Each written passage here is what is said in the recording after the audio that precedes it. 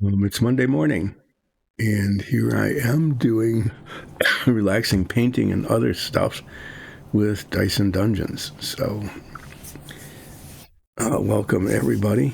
And I need to think about something to ramble on about for at least 15 minutes before I can actually start. It's kind of a tradition to not get going on this stream. But to be honest, I can't think of anything to talk about, so I probably will just talk about what I'm going to be doing and then start doing it. And then, yeah, uh, continue working on the Apollo model. There we go.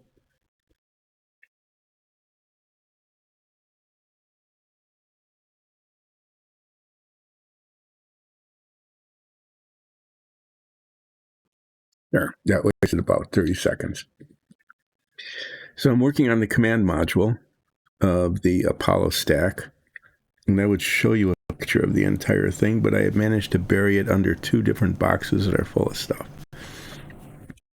So, what can I do? I can move the boxes, right? Here's one box full of stuff. We'll see this stuff later. And then there's this box that's hardly full at all, that used to be full of stuff, but isn't anymore. And there's the thing I was looking for. There we go. This, looking on this. And I have to say, this is a recurring theme. Every day I come down here, and there's more and more of can I say a mess? Yes. A mess on the work surface. I have utterly and totally failed one of the prime directive things of working anywhere, not just model building, but doing any kind of work, is keep your work surface, keep your work table clean. And I haven't. Basically, I have a small spot on this big workbench, that I have with this highly sophisticated cardboard surface, and I bring things out and I work on them and I put them aside, and it just keeps, there's so much stuff is starting to converge in on the work surface. So I have less and less space to actually do things. And I say during the stream, I say, well, what I really need to do, an Apollo bottle? No, it's an Apollo stack, Apollo model. There we go. Here it is. This is the Apollo model. And this doesn't include the Saturn V. It doesn't include the booster, but it includes all the stuff that involve the people. So there's a escape tower and a command module, which is where they spend most of their time, and the service module, which keeps all of the things going in the command module, and then the lunar module, which has two sections contained in this fairing, and this all sits on top of the Saturn launch vehicle. And I have completed this and this and this and the one that's underneath it. And I have all the parts for the fairing that I just haven't cemented together yet, because then it would be too big to store anywhere in the space that I've got. And I'm now working on the command module, which is kind of interesting in that the command module, which holds the three astronauts, takes them up to the moon and returns them to Earth, is actually the smallest component of this entire thing. It's I never realized that before until I actually started building this model and saw all the relative sizes of these things. So, this little bit of cone-shaped thing here is what I'm working on now. I've got, well, you'll see the parts as I move along, because I have to do something with each of them. But the way this goes together, it's this bit here. There's the heat shield, the base that includes some of the mechanicals, the control panels, which I need to be working on soon, those all fit together. And then the astronauts and their seat and the rest of the control panel goes together. That's the entire interior then of the command module. And then the outer shell goes on top of that. And then these components, which are pretty close to being done, these are the parachutes, and these are just the launch cone and the fairing that covers the parachutes, and that stays on until the time it just about is ready to land. So these are all the pieces I'm working on, including this little door. So it's the Apollo model. And I really liked this model. The reason I bought it was because it included all the components. You can get a command module separately and a lunar module separately, but this one contained all of them. When it's done, it stands almost like 2 feet high. So I've got all the parts separated in little boxes because I don't know what I'm going to do with it when I'm done because it's too big to display. But here we are. This is the heat shield, which is not authentic in any way, shape, or form. The real heat shield is honeycombed. This one has little stands on it so that you can display the command module. Otherwise, it's all rolly. Okay, and then this fits inside of it.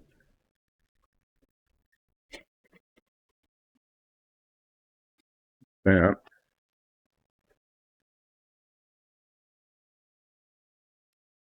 Yeah, I don't know what to do about this little tab here. Oh, and then this bit will eventually fit on top of that, like this. Okay, and then the doesn't look like much, but then the rest of the stuff goes inside of here. This is primed, and this needs to be masked today. The inside of this is painted the same kind of bluish color, and then the outside is painted a pearlescent white. And I'm going to paint the inside first, so I need to mask around the edges and mask all the openings and things. And then after that's painted, then I flip it over and do the opposite, mask the holes and the bottom of it. So I might be playing with masking tape a little bit later today. There's 2 bits to be. This is almost done. There's a little bit of a tank or something in here that needs to be painted red. And then when I painted the straps that hold down these conduits, I got a little bit of black paint. A little spot that one can hardly see, but I can see it, and it's annoying. I'm going to touch that up with the blue paint. I think I just want to finish this. I just want to get on with this bit. So I'm going to start painting, I guess. And then the next thing I'm going to work on is one of 2 things. Well, I don't know. I'm not going to promise. I'm just going to dive into stuff and see how it goes, how things go today. I painted all the rest of these components a darker metallic color, and then I left that one, and I don't know what I was thinking. I thought, well, it'd be kind of cool to have one that was just a different color, and that looks like it's something like special, so I was going to paint it red just so it stood out compared to everything else on the thing here, on the bottom of the Apollo command module. But since I haven't painted it, now I need to paint it.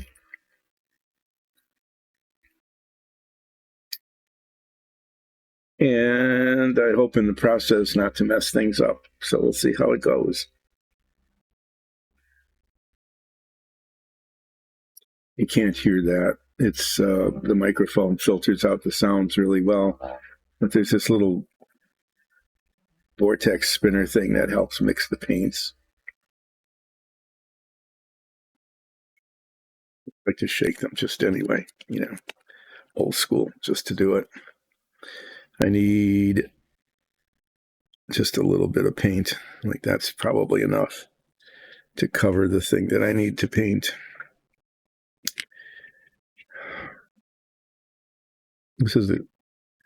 I would put my head magnifier on for this sort of thing, but I don't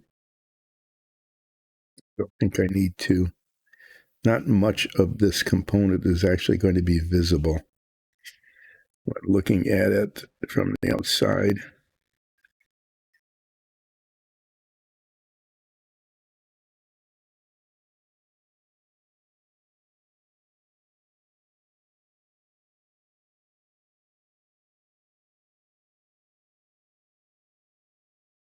It's a nice red color. I've always liked this one. It's called Scarlet Red. We have used a lot of Scarlet Red paint, including on dungeon tiles. We made some tiles that were made to look like red granite, and we base coated them this color, and then washed them with a gray wash, a dark gray wash, and it actually came out looking pretty decent.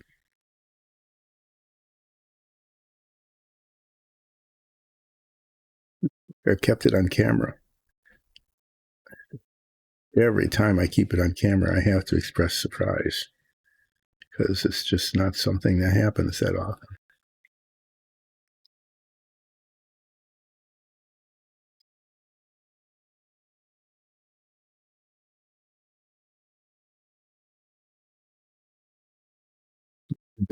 This is where I mess up, right?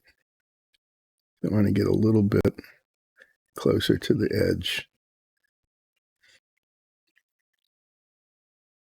Well, I think this will do. It was kind of exciting, really, getting that painted, right?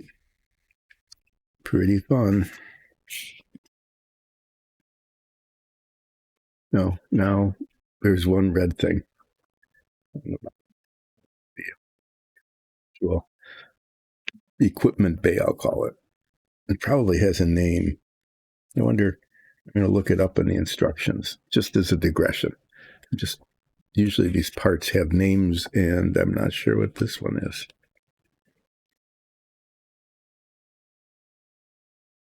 $16, right? There. It very cleverly is called crew compartment floor. Mm-hmm. Yep, because of course it's the floor to the crew compartment. There you go.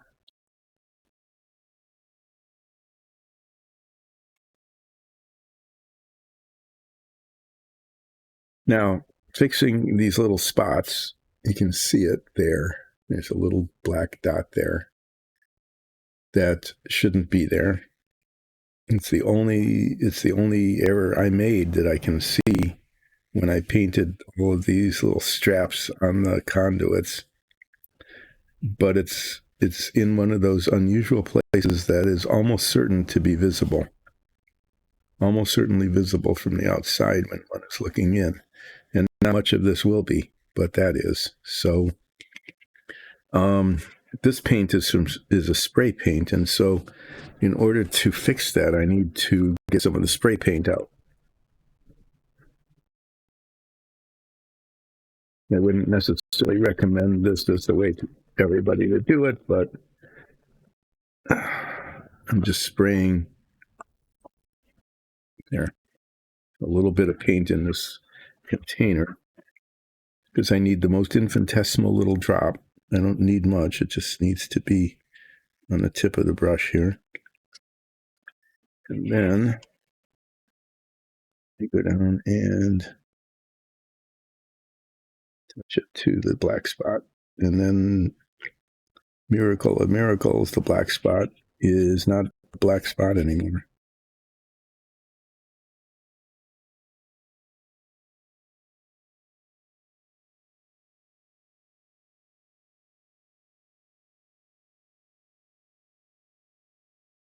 But what the heck? Why is it not? Oh, Okay, that's what's happening. The solvent, the aerosol solvent in this paint dissolved the paint underneath it. Lovely, huh? Bled through the blue. I'll have to see what that looks like when it dries. Might have to put a second coat on it. That was disappointing.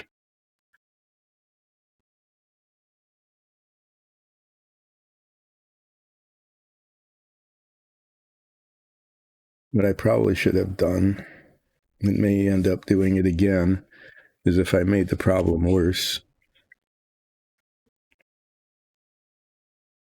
is I might have to scrape that off and then touch it up. We'll see what it looks like when it dries. Well, I thought that was going to be a real simple little ditty, but no. This happens sometimes. I've seen that happen, especially with the spray paint, is that the solvent that's in the spray paint is definitely not the same as in the acrylics. And sometimes it will like dissolve the underlayer of the paint. Let's put that aside, put this away, put something away, and pull out the rest of what needs to be done today.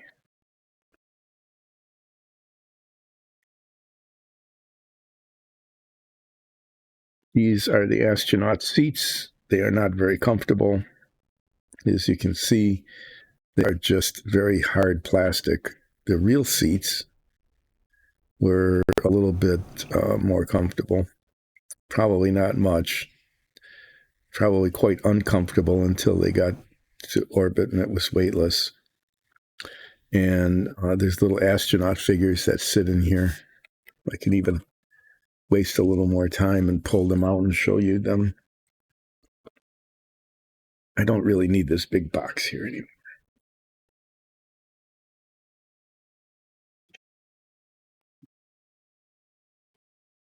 Put the astronaut figures in this box and get the other box out of the way. This other box is a very good box, storing things, but it's a little too small for what I need for the command module. Anyway, here's some parts. We're dealing with those later. Here's the standing on the moon guy. There's actually a sort of a moon diorama that came with the model. And I painted this one up. And it looks okay. I even got the moon dust on it. These guys are all nice and clean because they haven't been on the moon. And they sit in here like this. And they don't look very lifelike, but they're just representing astronauts. They're not actual astronauts. So there they go in, and when this is put together,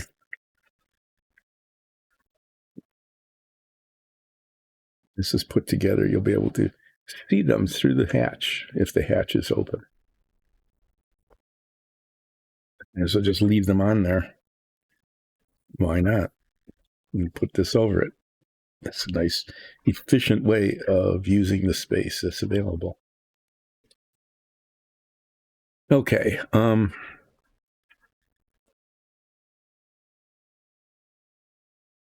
Bits of cardboard here because when I was painting these, I actually adhered some of these to the cardboard so that the spray didn't shoot them all over the place. So this cardboard is going to come out of here as I unwrap these. Okay. So this is the very nose cone, the very top of the nose cone. And I'm going to unmask it. And then later in the stream, I'll mask the bottom of this so that I can paint the outside. So here's some exciting unmasking. Maybe if I can find the edge and pull the tape off. Well, it's going to be that kind of Monday, is it? Can't even grab tape. Here we go. Yeah. So masking is a marvelous thing with spray paint. If the masking is done well, and it wasn't there, the edge got This whole thing is not very good. What's up with that? Okay, so now we've got an oops already. Here's oops. This side looks pretty good. It's nice and clean, but then around here, the spray paint got in to under the tape, and I need to take that off because the white paint that goes on here, which is this sort of a pearlescent color, okay? The white paint that goes on there is sort of translucent. And so I am going to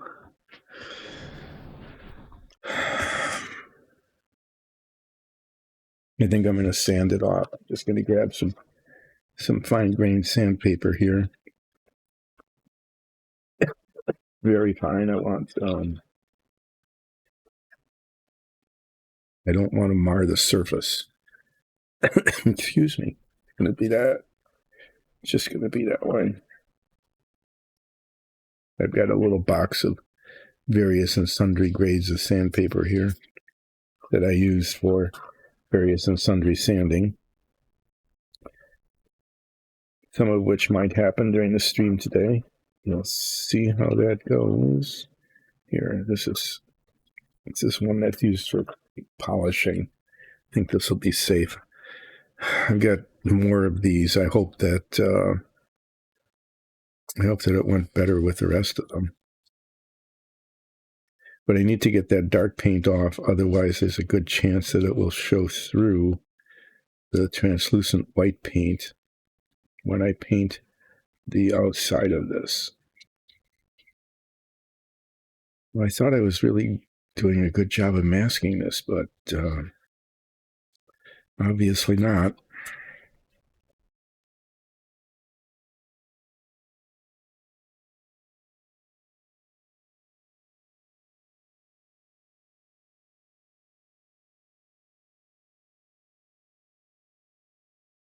It's not doing the job.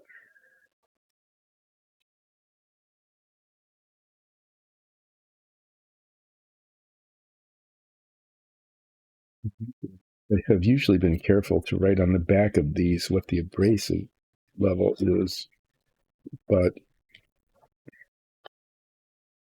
looks like I haven't.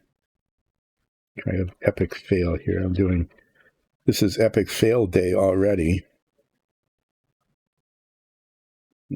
800.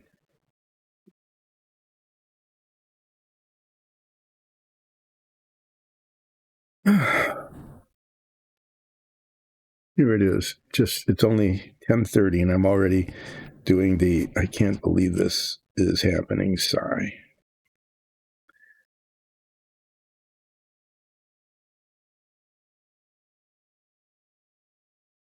Well,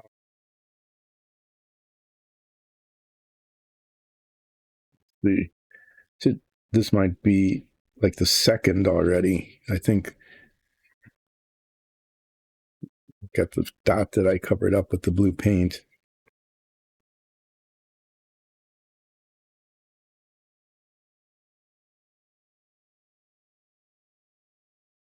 See if that's an oops or not.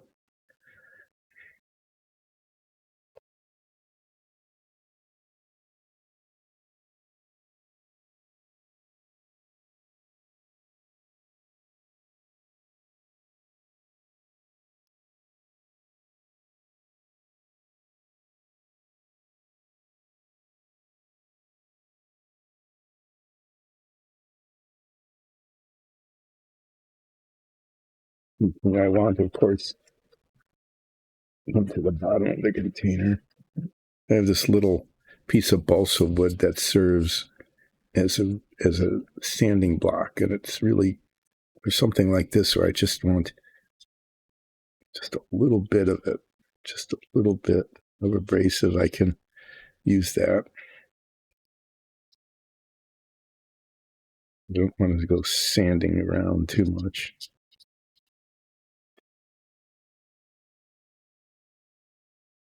Well,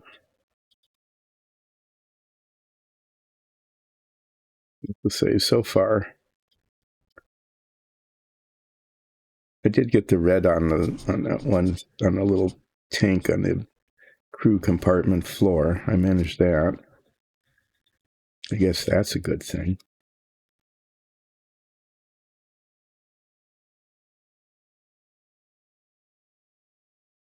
But otherwise, today's been going, not all that great.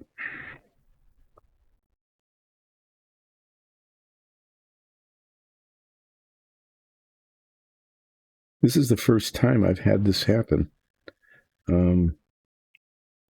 Seriously, of the masking where it failed like this.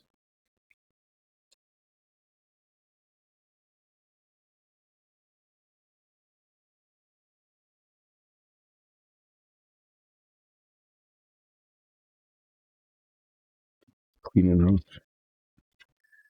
Let's see what happens with this one, right? The difference here is there's more surface area, so there's more opportunity for it to have gotten screwed up.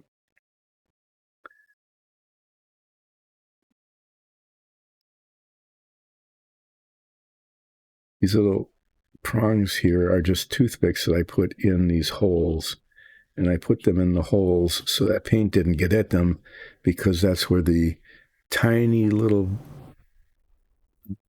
prongs of the escape tower go.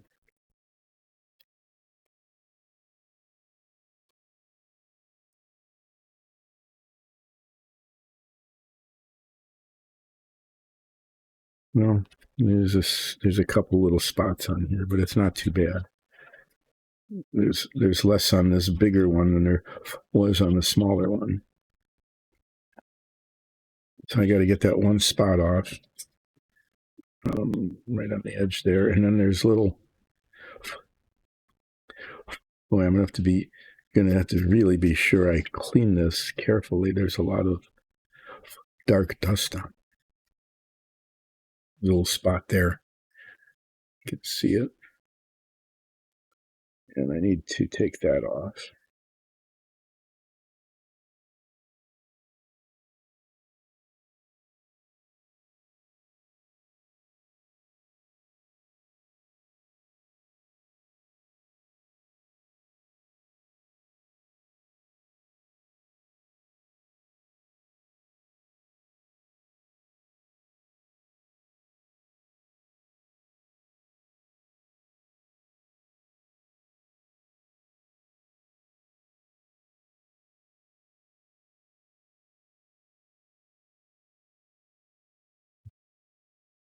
And then I'm just little bits. It's going to go right around the edge. Clean it up a little bit. Otherwise, this came out okay. Other than all these little dust bits that'll have to come off before I paint it white. Okay, this one I'm less concerned about because the entire top is going to be painted. Okay, so if some of the blue-gray paint got on some of the other surfaces, that's probably going to be okay, because all of this is going to be painted many different colors, because this is the parachute compartment. This is actually a pretty complicated piece of Apollo equipment. Right here in the center, this thing here is the airlock and hatch, and this goes into the connects it with the lunar module. Okay, then the inside, I'm going to be painting that the same as the hatch color. This should hardly be visible. It goes on like this. Okay.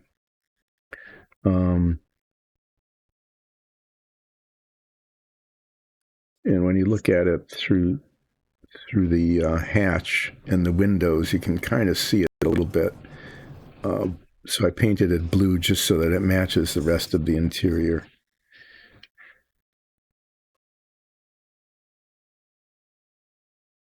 You have this totally inauthentic notch. There's nothing much I can do about it. I really, what I'm what I'm hoping to be able to pull off is that once this is painted, and this other whole thing is painted, that I can tape this off, fill in that little notch, and match the rest of the paint of this rim, which I'm going to be painting a metallic color. So that's going to be some sort of additional detail work that probably doesn't need to be done, but I want to anyway. This is permanently attached. You want it in the real thing to be permanently attached, because when these parachutes come off, you want it to not come off. Then this would crash and it would be bad. So there's that. So this is going to require a fair amount of painting. The painting instructions just say paint it all brown, which is nonsense, because only the parachute shrouds, the covers of those were actually brown. This is a drogue chute container here. These are various and sundry conduits and parachute lines. These are actually parachute cords. And of course the hatch is a different color altogether. So I'm just going to do the best I can to try to make this look a little bit like it should.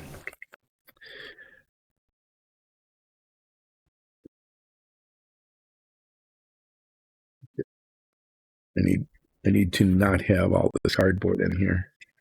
And then this is the hatch. Let's see what happened to this. I taped it down onto the cardboard so that when I sprayed it, it didn't go flying.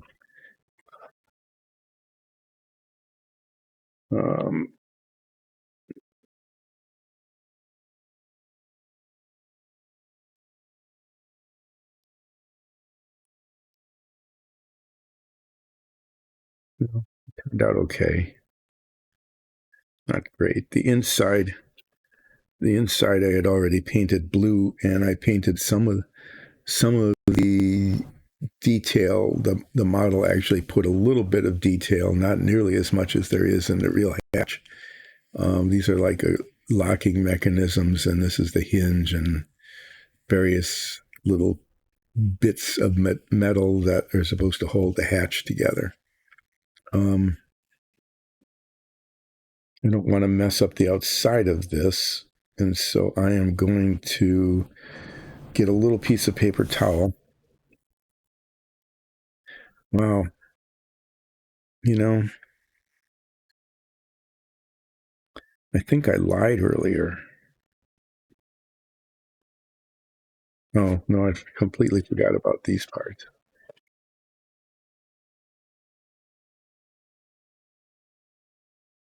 Cemented together? If this is going to be cemented into this, I can use... Wow, that was bad. I can use that other box, the one with the cover on that I had talked about earlier, which is a much better storage thing, because then I can not have dust all over it. What has to happen with this is that there's a window there, and the unlike a lot of models where the clear parts are just molded in clear plastic, just like all the other parts, the windows are not molded. They need to be cut out. And there's four windows on the command module as well, of clear plastic sheeting. The stuff that came with the model, there's hardly any of it. And so I've been using the tops of carryout containers. That turned out with the lunar module to be a really good idea, because the template that comes with this, I'll show you one. This is a copy.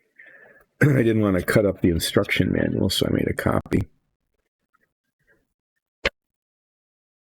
They very cleverly tell you how to hold the scissors. See, you only put 2 fingers in there, and you wrap one around, and your pinky's supposed to stick out. Let's see if I can get it right. There we go. Just like in the picture there. That's there. This is not these window patterns that they gave for the lunar module. This is for the ascent stage where the astronauts are. Those do not match reality.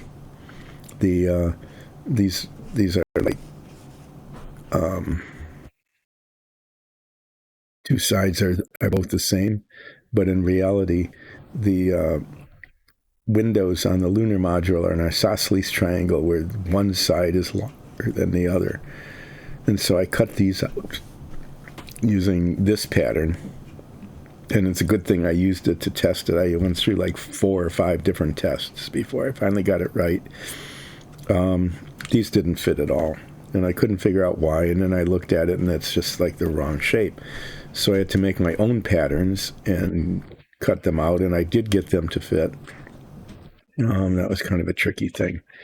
These are the patterns for the little windows that go on there. And that's the helpful pattern for the little round window here. Okay. Oh yeah. So this is this door has a slight curve to it, which would make adhesion a little bit difficult. As you can see, in terms of size, the pattern is like twice the diameter of the opening in the door. Well, I was kind of afraid that it would not match. It is a circle. We'll give them that. This is a circle and this is a circle, but the diameter has nothing at all to do with the reality of the door. And to get a picture of the door. That's the inside of the hatch. That's the real thing. You can see immediately that the model is missing almost all of this. It had this bit, these bits here, that actually locked itself into the capsule, but it didn't have the emergency handle to open the hatch. And it sort of had a little bit of some of these other components, but not very much. Anyway, the window is, I don't know if you can see it, but there's little screws all the way around that hold the window in place. And it's got a very prominent brown frame. And the scale-wise, if you look, the window in the hatch, the real hatch, proportionate to the hatch, is larger than that. It's just the way this model is. So sometime during this stream,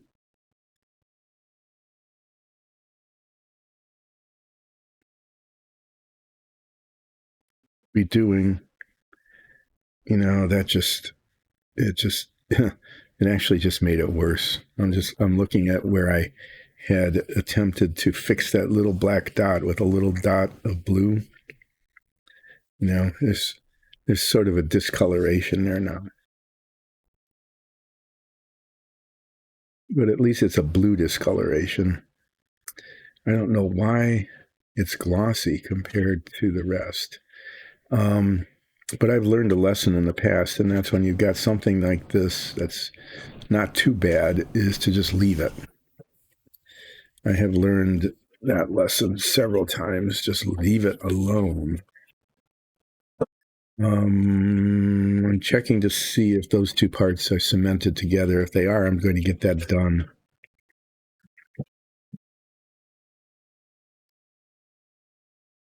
Yes, they are. Okay.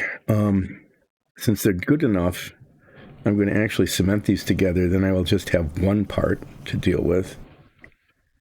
Right? Just one part to deal with.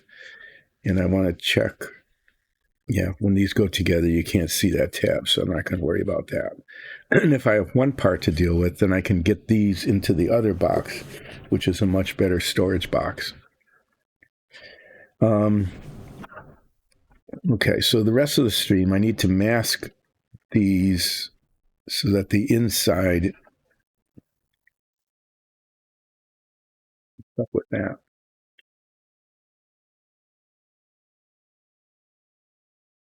I need to clean that up. I'm not sure what's going on there. I think that's just paint. Yeah, it is. It cracks right off.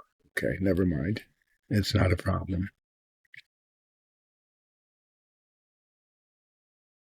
I'm going to mask these so that I can paint the outside of these two parts with pearlescent white. And then those parts will be done. We get to go over there with the done bits, like the chairs, the astronaut chairs.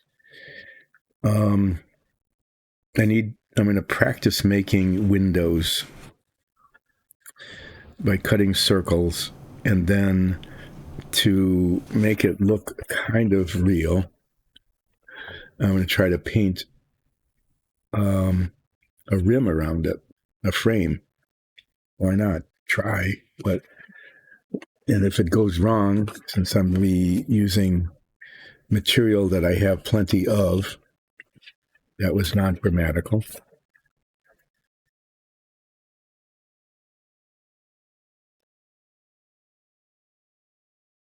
I made more than one copy because things get messed up.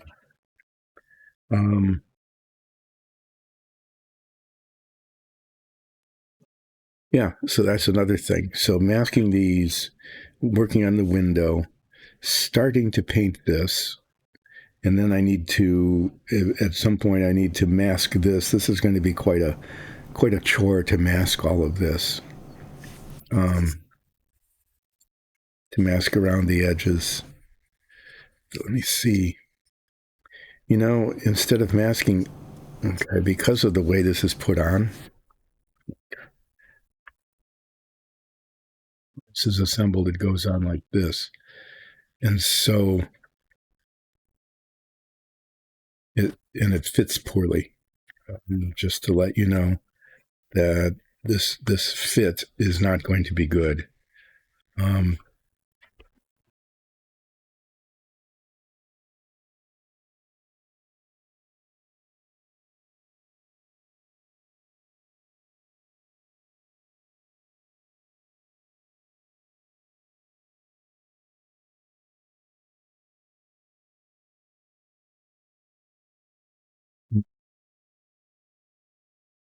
Okay, I'm glad I'm testing this.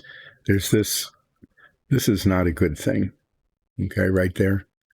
If this were the actual capsule, and I don't know why this is sticking out, you know, this heat shield is supposed to protect it from 5,000 degree heat, right? And then there's this little opening here that looks like it vents directly into the capsule. This, I don't know why this is here. It looks like a really bad idea. But for this model to look at all decent, I need to fill that in. Okay, it's just dumb. And that should actually probably be painted the same color as the heat shield. I'm not sure if I'll do that or not.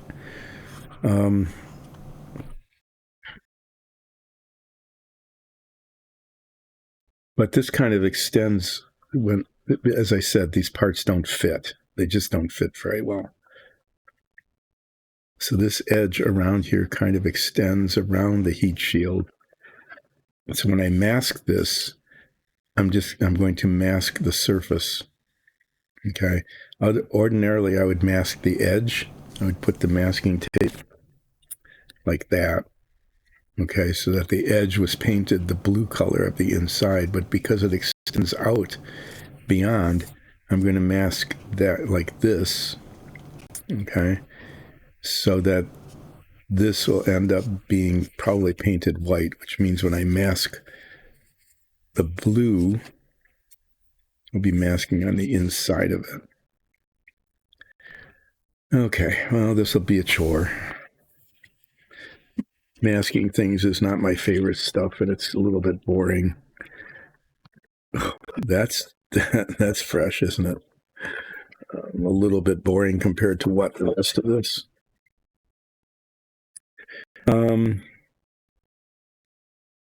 Okay, I'm going to cement this together, get the other box out, get rid of this. It'll give me a little bit more room to work with. It will protect the pieces a little bit better. And then I am going to cut out a circle of clear plastic and try to paint a rim on it, a frame. We'll see how it goes. But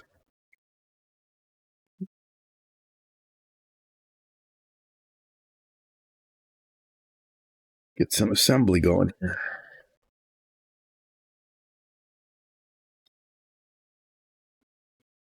Contact surface.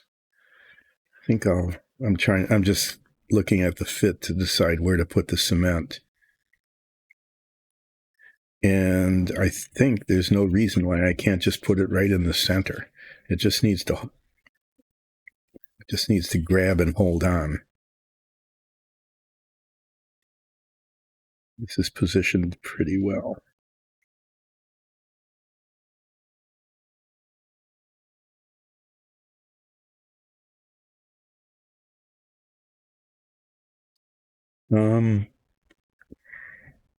I can use the brush on here.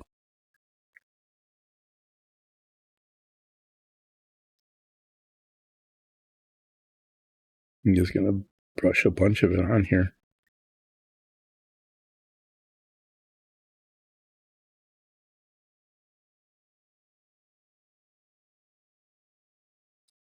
This works best if it's on both surfaces. It's kind of weird that way.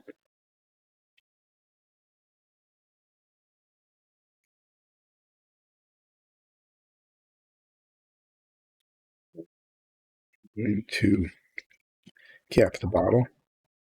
I live in constant dread of knocking that over.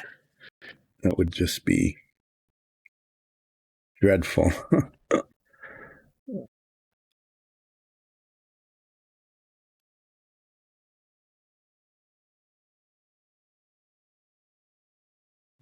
Hold it down for like 30 seconds or so. And it should probably hold okay. And over here, these are all the bits for the control panel. This is another story altogether that I'll tell. The control panel is very, very lightly embossed. Just tiny little raised surfaces that supposedly replicate or emulate the controls in the capsule, which is the control panel is a very complicated thing actually, and the painting instructions just say paint it this blue color. Well, then it doesn't look like a control panel. It just looks like a piece of blue plastic. So what I'm going to try to do, I'll show you in a bit. Okay, well, it didn't fall out, so it's attached.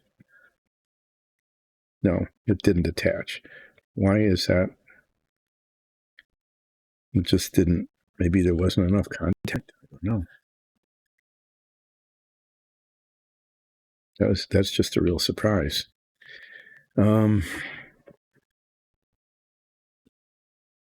Weird. I mean, it didn't grab.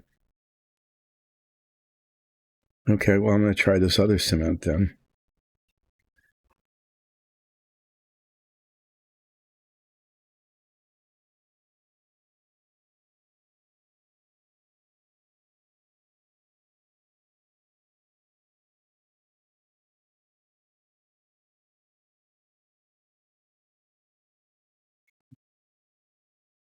Sparingly, I am not sparing.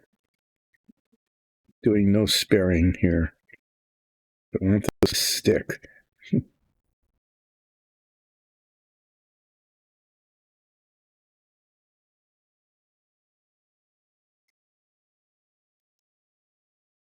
Okay, well, that was unspared.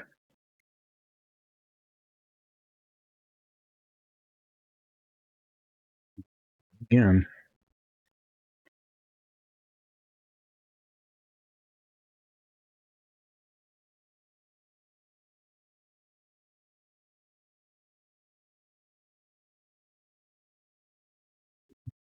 Of all things, I didn't expect to not work, right? I expected this to work. I did expect that the cement would hold the parts together.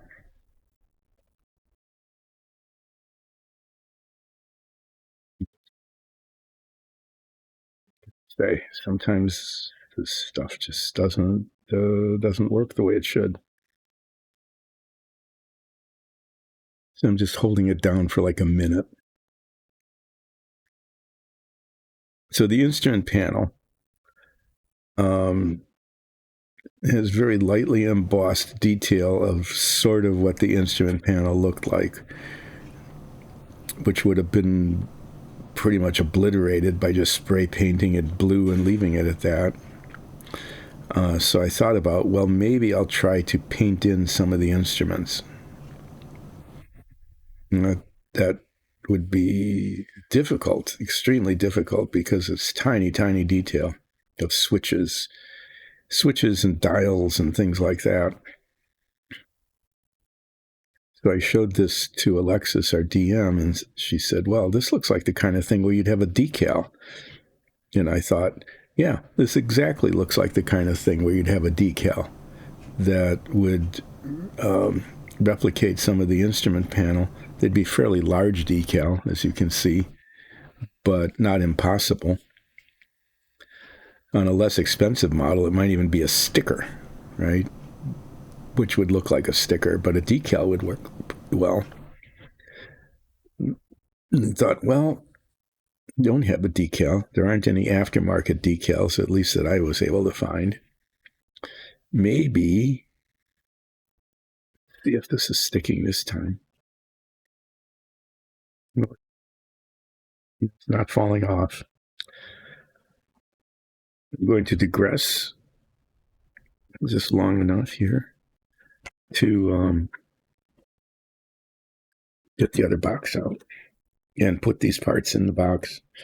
The box with the lid that will keep the dust out. Ooh, that's the extra gold foil from the lunar module. I'm going to save that.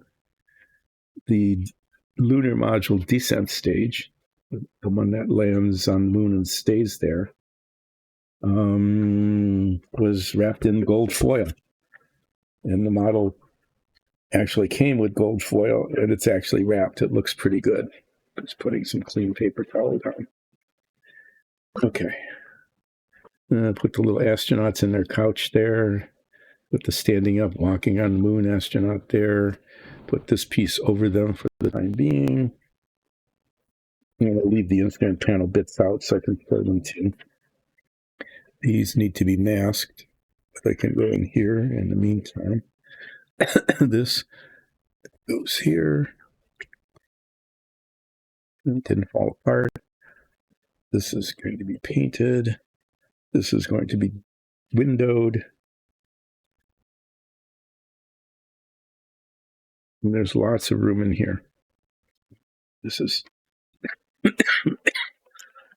excuse me, getting a lot of drainage. It's chilly down here. Okay, there. I can get this box out of the way. Well, this, by the way, is a picture of the what this really is. And the parachute shrouds are there. And then this bit, which is slightly detailed, is supposed to represent all of this. Okay, including these cables and stuff. This doesn't help with the color. It just identifies what the parts are, which will be a little bit of a help when it comes to painting it, because then I can tell if they're supposed to be like soft surfaces, like the shrouds on the parachutes, or these, which are not cables, metallic cables. They're like tethers, but these are metallic components. Okay, so I just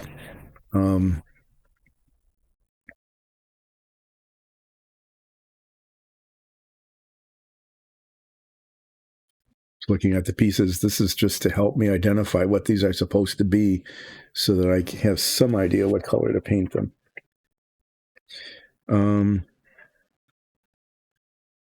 Going back to the instrument panel,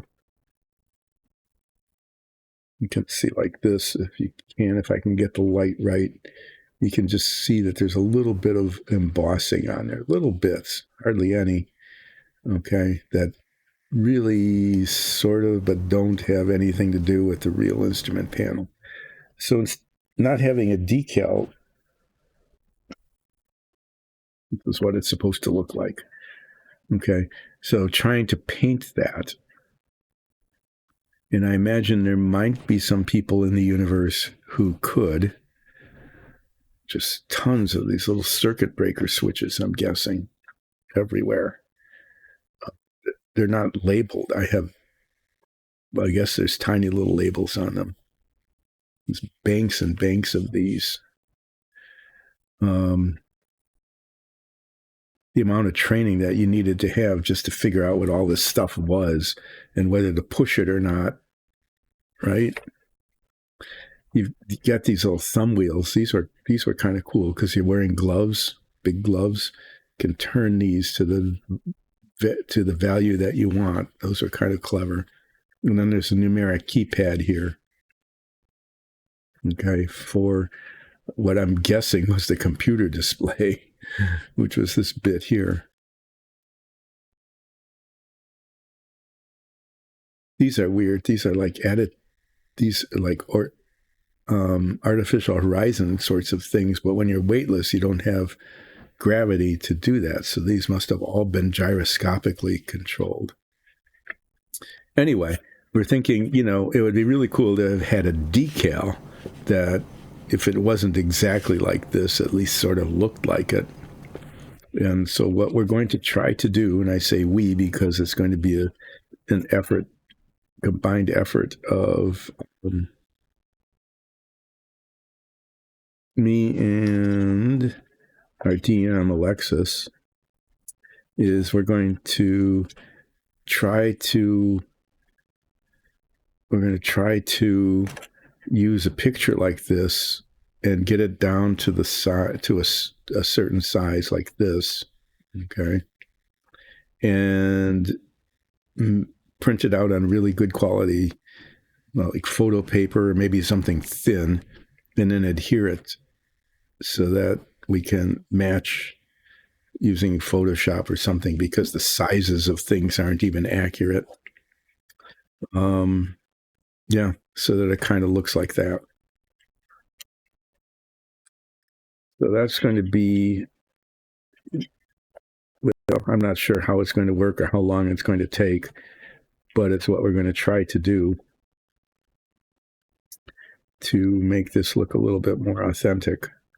Because if you look through the hatch, if one will look through the hatch, which is supposed to open and close, the instrument panel will be pretty obvious. So that's the idea. And we're going to work on that. I'm not sure when.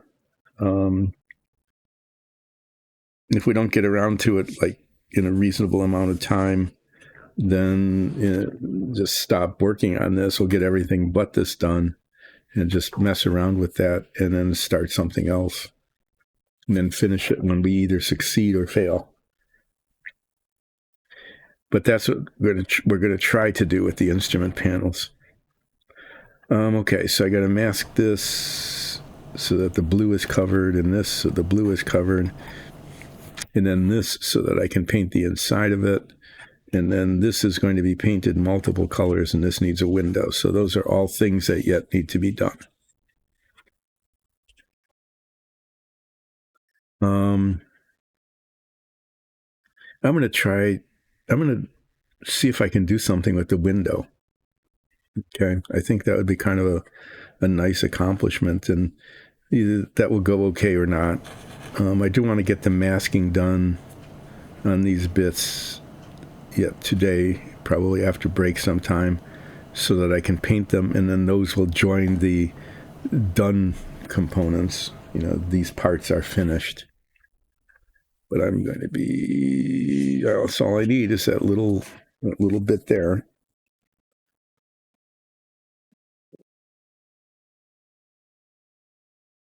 And somewhere, there it is.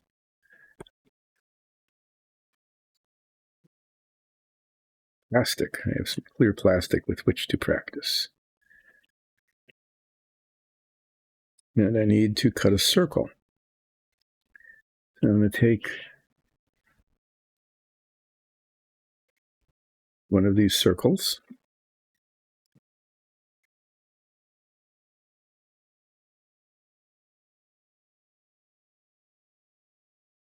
This, noting again that this circle is much too big, way too big compared to the circle that I need.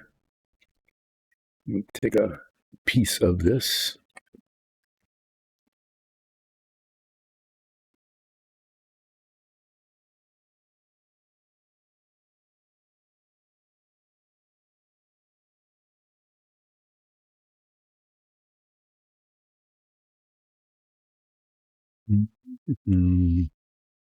Okay. I want that to stick. You grab a toothpick. If you're wondering what I'm doing, I want the pattern to adhere to this plastic so that I can cut around it. So I'm going to use some rubber cement.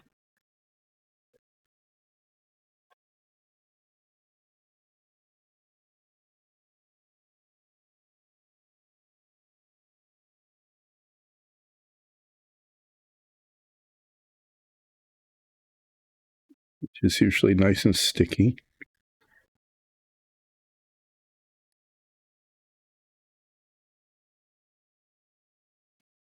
I've already messed up. Got it on the circle. Okay, I'm just going to stick this on here. There, see, now it's sticking.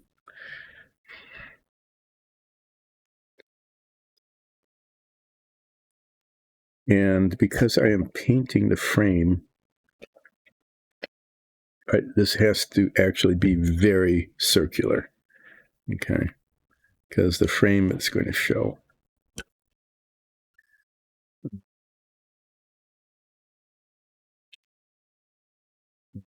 Well, here's to it.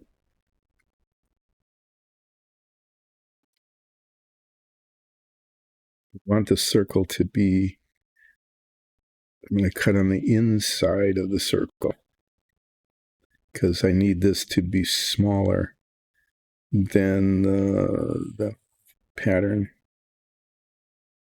I'm holding it. I'm not sticking up my pinky enough.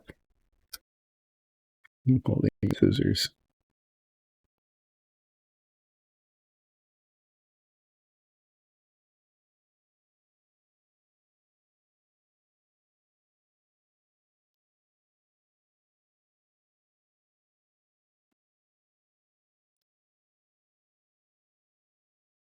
Yeah, that was okay. Well,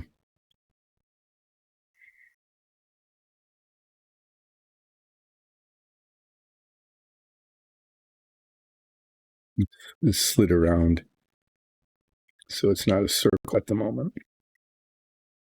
I don't know what shape I've got. We'll find out in a bit. It's circular. Is it a circle? No, not really.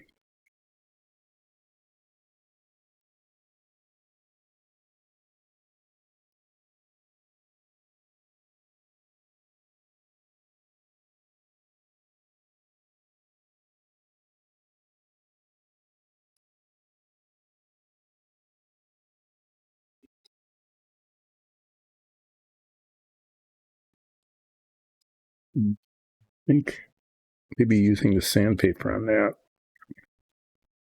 Yeah, I think that's how I'm going to end up shaping it rather than trying to cut it. This is really difficult for you to see because it's clear. right?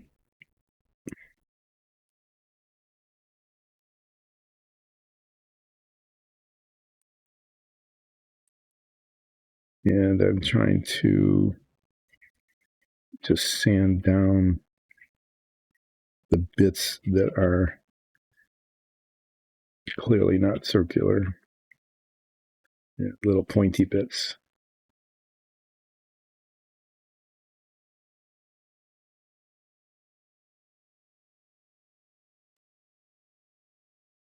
Okay, well, this is like I said, not a perfect circle, but it is circular in that it's more of a circle than, say, a rectangle. One would, at a young age, recognize this as a circle. Like, what shape is this? Oh, it's a circle. Are you sure it's not a triangle? Are you sure it's not a rhombus? Rumpus? Okay, now I've got debris.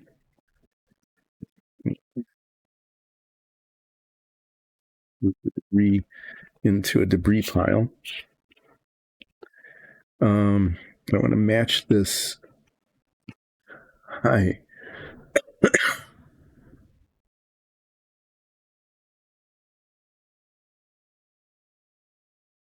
Cool.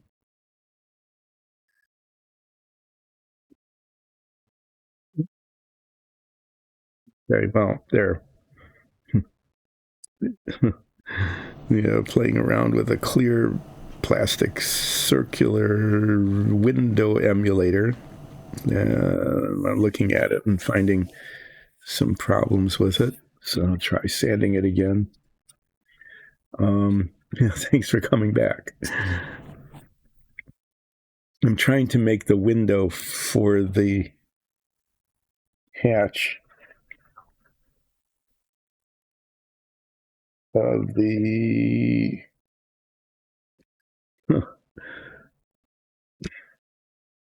I am baffled by my ability to lose something. I just set it down.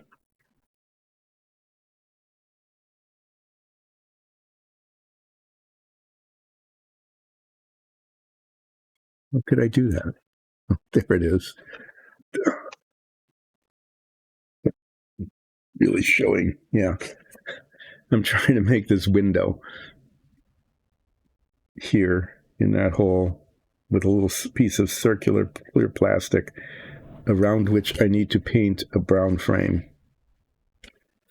So let me.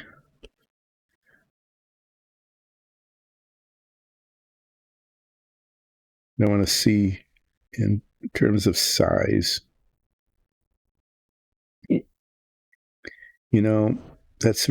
That's pretty good.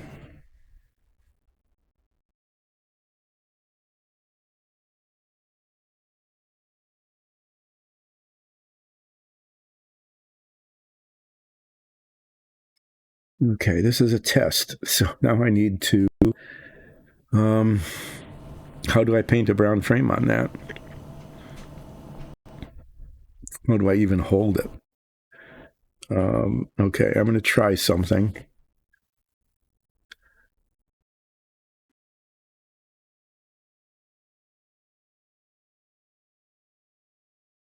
I want it to stay clear. I don't want to use some sort of cement on it, even rubber cement that would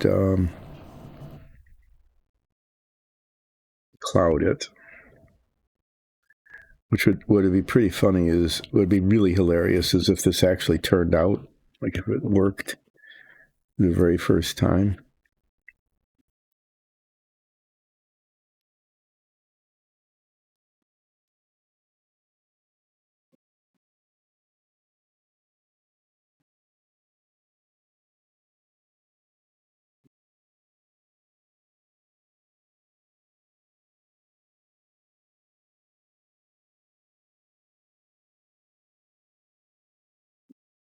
An identity and day job.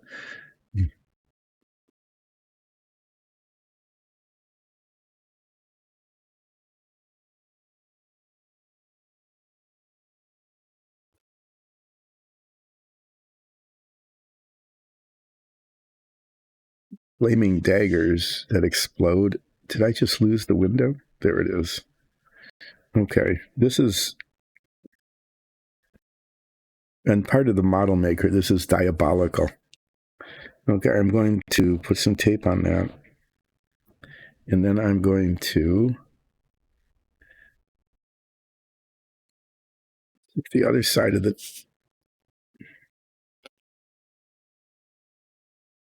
tape on a nail, which gives me a handle.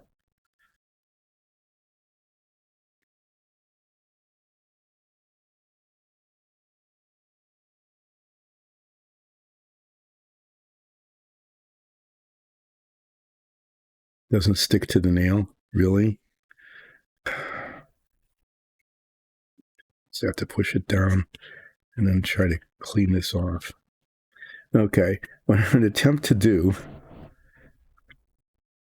is in this roundish sort of circular.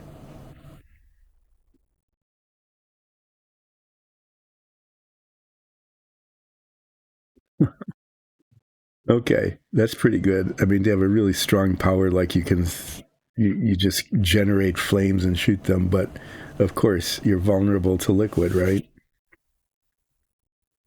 Okay, I continue to pile up junk around the work surface here. I'm going to put on my head magnifiers. This should be interesting. I'm going to attempt to paint a brown frame around the edge of this circle. I'm going to guess that this is going to be difficult to do. So is this your character in the game that you just joined?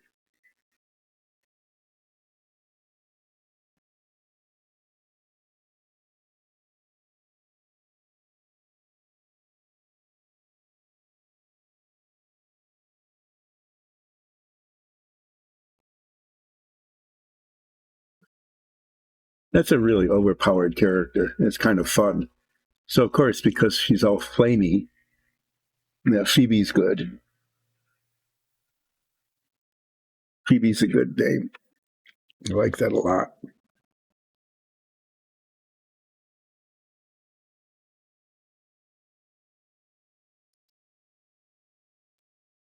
I'm going to be focusing really wrong paint. Okay. There's 2 jars of this stuff called red brown. And one of them, I don't know what happened, to get diluted or something.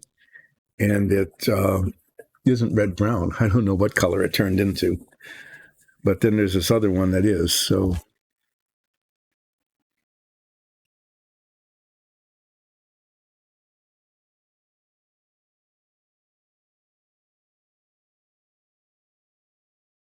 if her, yeah. So how does she bathe? Probably has to do, like, she has to go to a dry cleaner, right? Sorry. Yeah, I know that's kind of silly, but just asking.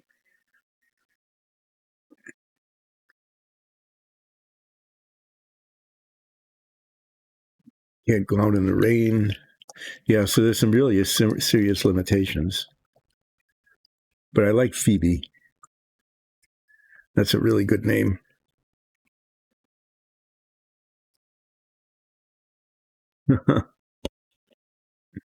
Yeah, there's a challenge for character development there.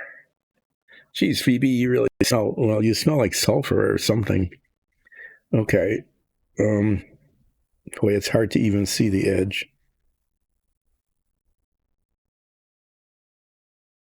I'm hoping this paint adheres to the plastic.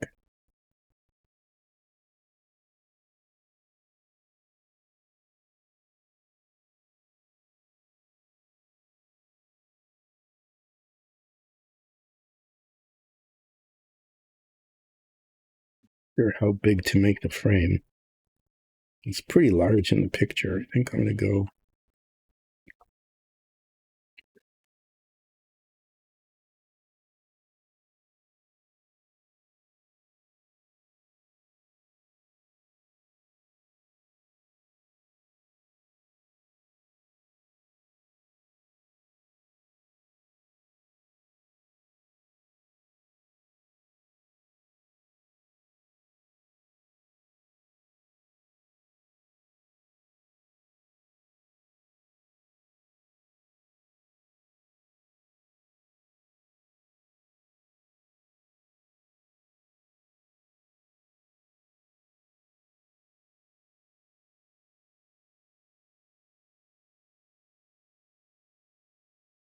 I messed up there. Almost got halfway around before messing up.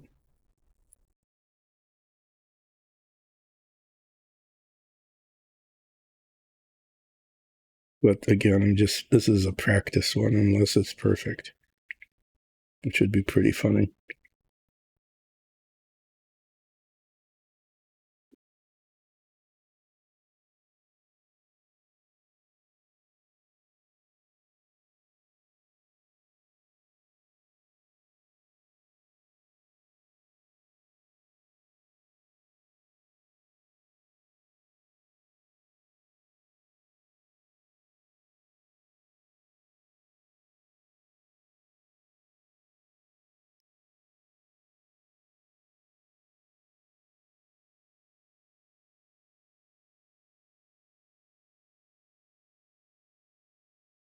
Okay, well, it's proof of concept.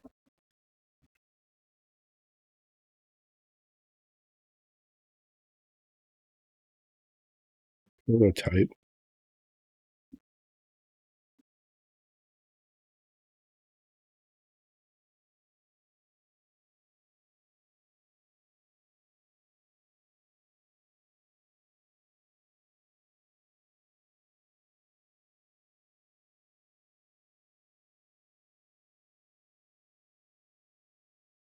I'm going to leave it at that. Okay, I can't keep holding this. I need to have a thing hold this up for me. Here it is. Got this block of wood that's been around for like 30 years that has miscellaneous holes drilled in it that are just the right size for alligator clips. There we go.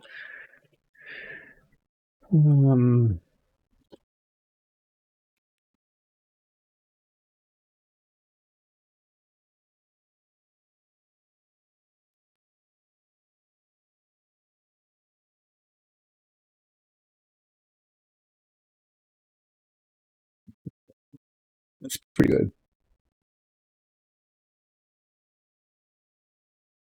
Oh yeah, you have to have brand name charcoal. You can't just be like generic charcoal, right?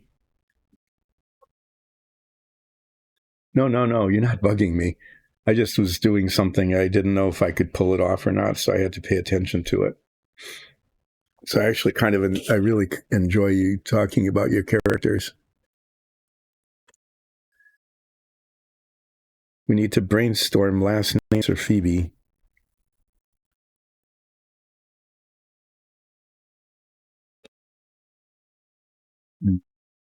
To avoid some of the, we don't want to call her like Phoebe Pyro or Phoebe. You don't want to do that because that's just too obvious.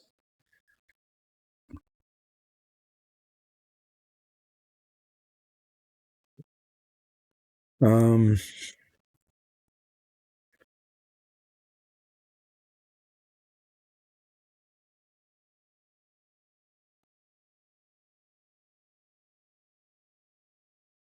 charcoal's a good snack because it's crunchy. It does kind of leave a residue.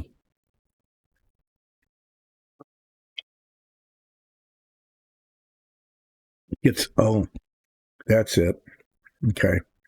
You might think this is kind of dumb, but um, charcoal is her equivalent of Cheetos.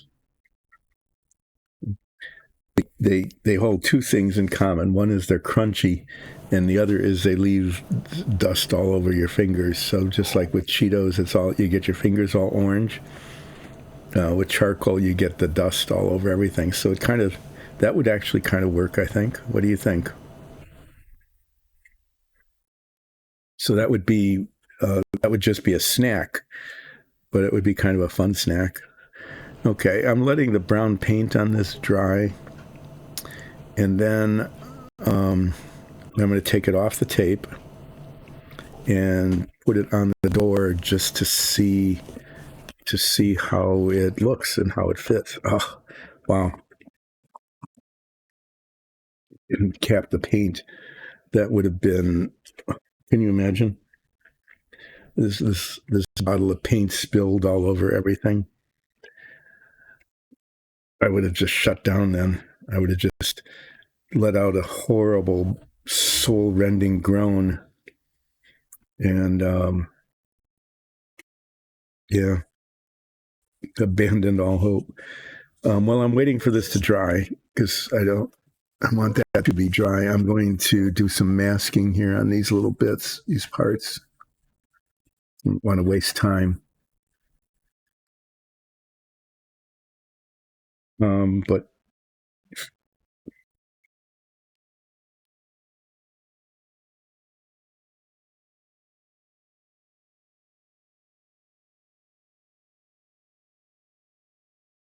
yeah, I mean,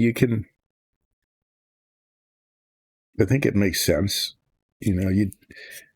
Depending on how your game is going to be played, you may or may not need to have a whole backstory. But sometimes people want to know the backstory. In our D&D show, see, this is easy to mask pretty much. I'm just masking the bottom here. So I just pushed it down on some tape. I just need a little more on the side.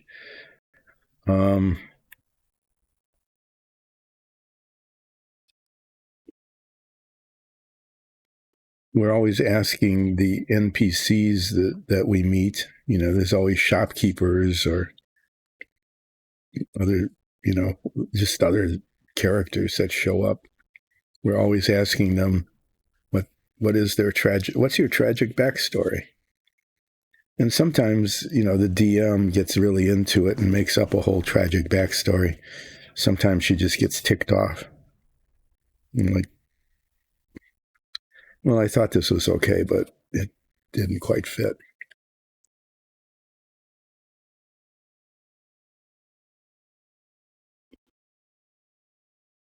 So, yeah, you don't have to have one, but it's always fun to have one in the background, just in case the opportunity to tell your story comes up. But I love the charcoal munching. That could be a lot of fun. That should be fun to do.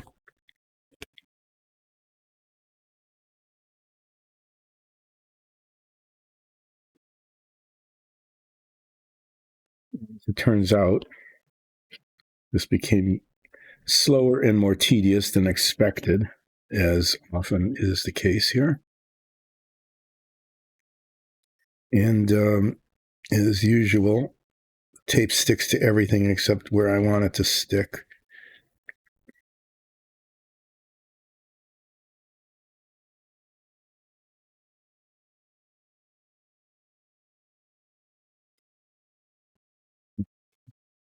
Okay, you're being very clever there.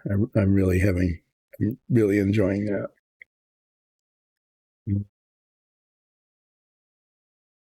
But the reincarnation thing adds a whole new dimension to the game, because you can do foolishly brave things knowing that you can come back. Does your DM know? Well, yeah. I mean, they were helping you make the character, so they know that there's a resurrection kind of skill. It's important for the DM to know that. Okay, well, that's done. I got a thing done. I got little bits of tape all over here. And then do this one too. I have to mask it from the inside, it looks like.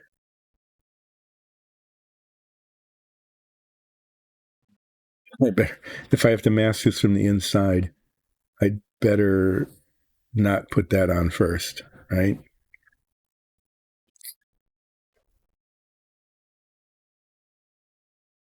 And I'm saying to myself, self, you have not thought this through.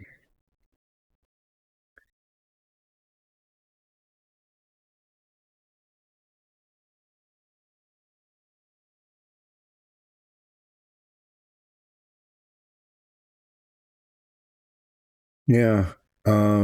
6 months. That would be in gameplay. That would, yeah, that would be, you don't want to sit out that long waiting for yourself to be reincarnated.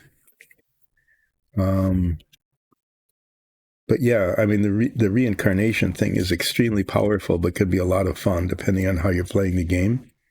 So I like that. That's really pretty cool. But it can't take that long. So someone has to burn her ashes in order for the Phoenix skill to come to play. How would they know that? Just thinking that through. How would the other players know that that's what they need to do if your character gets killed?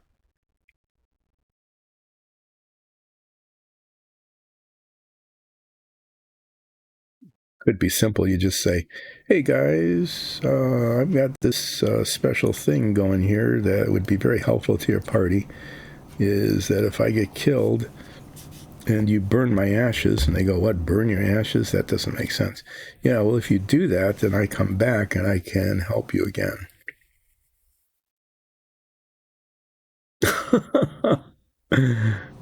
Oh, I like that. That's good. You give them an incendiary device, okay? Some sort of incendiary device and say, "I trust you with my life." That's good. That's nicely counterintuitive. So that's pretty clever. Okay, this is another example. This is amazing how tape sticks to where you don't and not to where you do. Come on, it's just tweezers.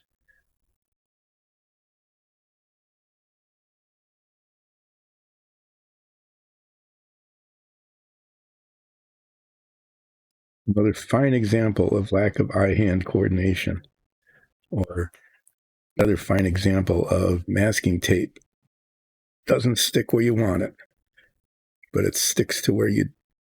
That was not good.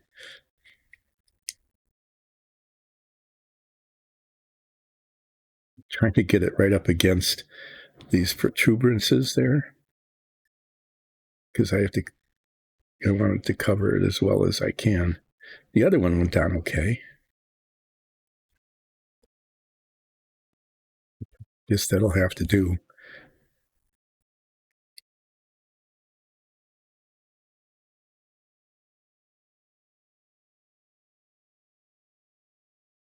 Well, yeah. And she's choice of clothing is going to be very important, isn't it? If we've got these extra arms. She might be bundled up against the weather when it isn't very warm.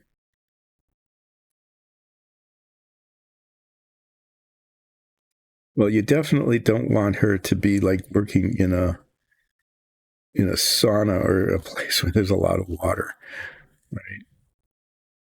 So her day job is going to have to take into account her limitations.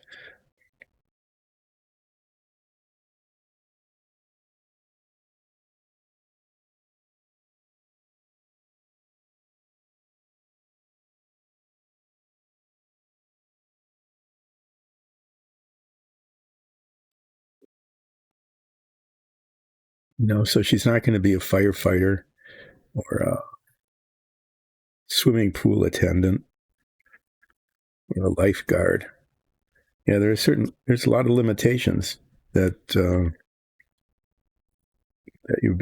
you have to face here. Do this. It's a little wasteful this way, but probably easier.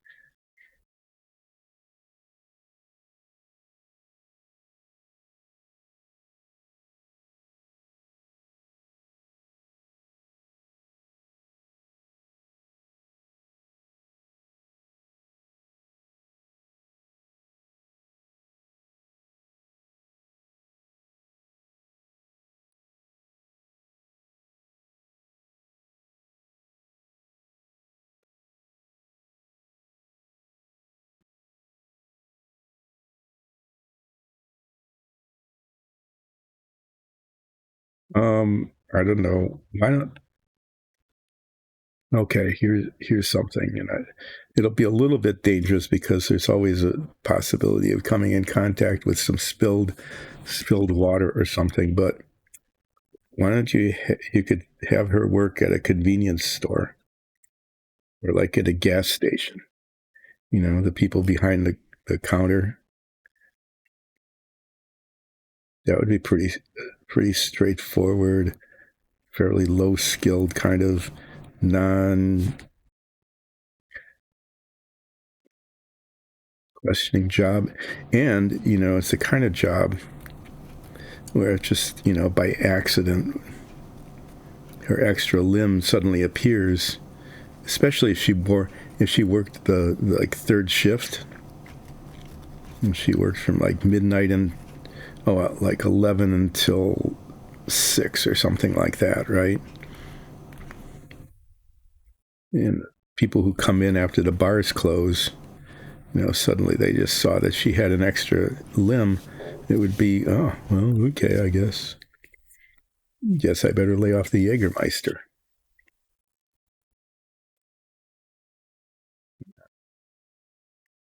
Not promoting a certain brand or anything. I'm just saying as an example. I don't know. Do I get into trouble? Is there a copyright problem if I name a brand like that for no particular reason? I guess someone will tell me. But yeah, I mean it's just something to consider. Is that she's at a convenience store or gas station, open all night kind of place, and works the very late shift. I think that would be a fairly safe sort of thing.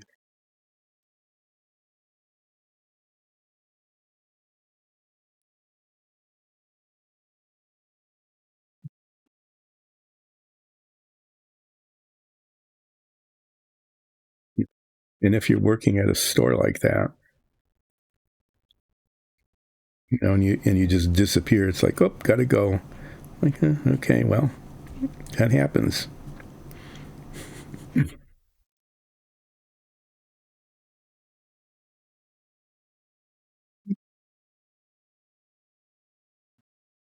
You pose really interesting sorts of scenarios. It's kind of fun.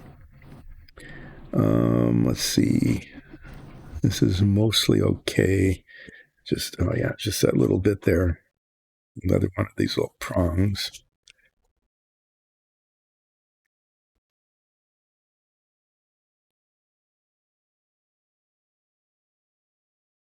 Kinds of things are always a pain to mask around.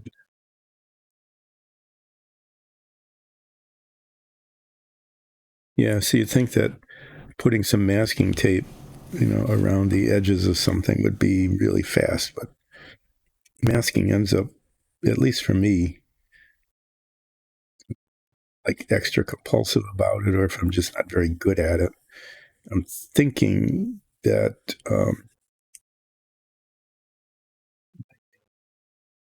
dexterity skill limitations are kind of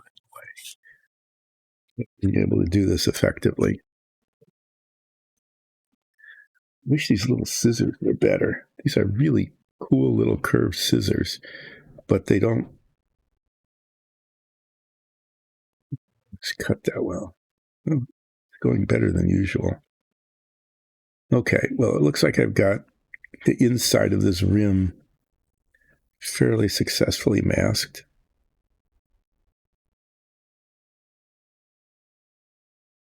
But keep messing it up. This outside is going to be painted pearlescent white. The inside, I want to leave that color, gray-green color.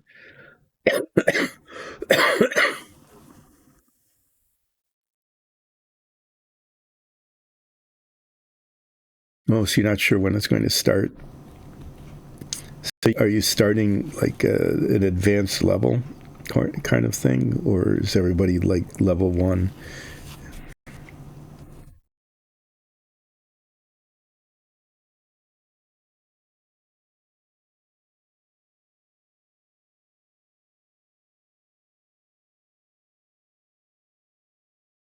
Okay, level 4 is good. And you have some good spells and enough hit points that you don't just keep dying the first time you run into a rogue kobold. That's all good stuff. Okay, well, this is taking forever. I apologize for the foreverness of it.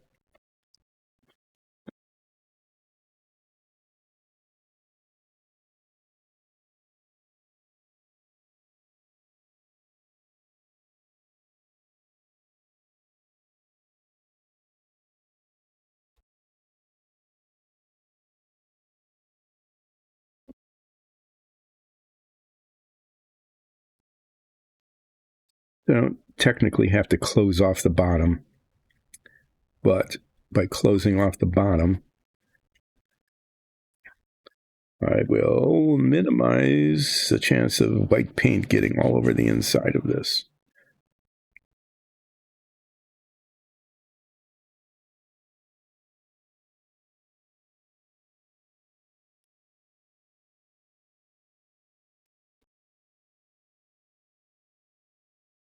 Oh, that's okay. Yeah, that's kind of an interesting way to do it.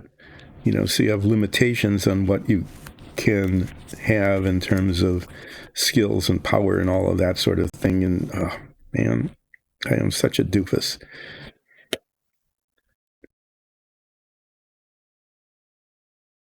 I put all this tape on top, and I'm very careful about it all, and this, that, and the other thing. And then, what do I manage to do? What I managed to do is stick my fingers all over it, pushing down on the tape underneath. A totally unforced error. Yep. I'm just going to let that dangle out there. It doesn't much matter. I'm probably going to end up with both of these. I might as well do it now. Since the spray paint is going to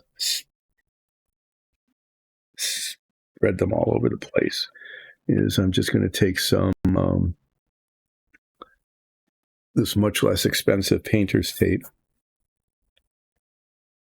Yeah, I haven't used that system before.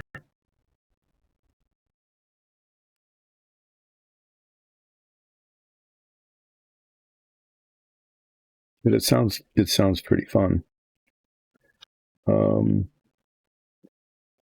Just taping these down onto the cardboard. Okay, so that when I spray paint on them, the spray doesn't send them flying. Which would be unhelpful. But these are ready to be finished now. I can.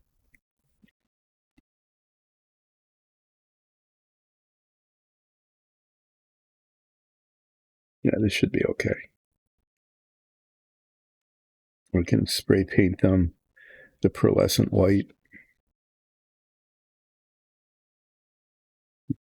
See if the paint's going to get where I don't want it, and it probably will, but there we are. So these are ready to be finished.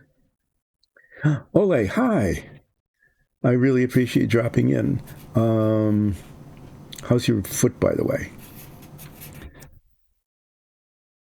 Just wanted to check. I haven't seen you in a while.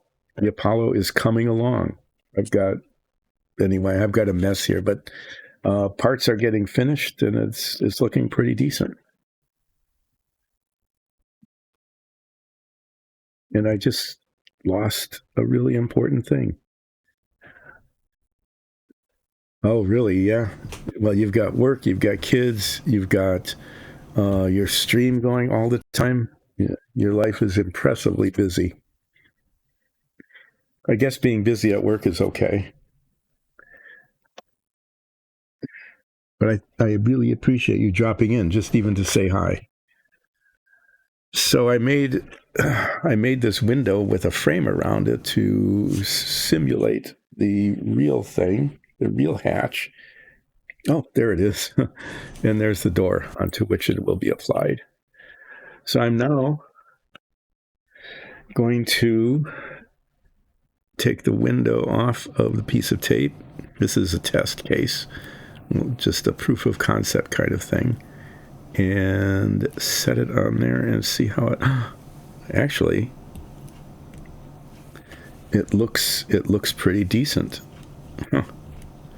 I have no idea how I'm going to attach this.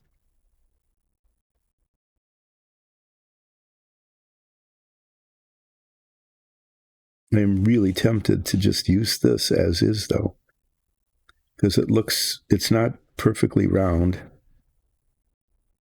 You know, there's those are the adjustments I would like to make.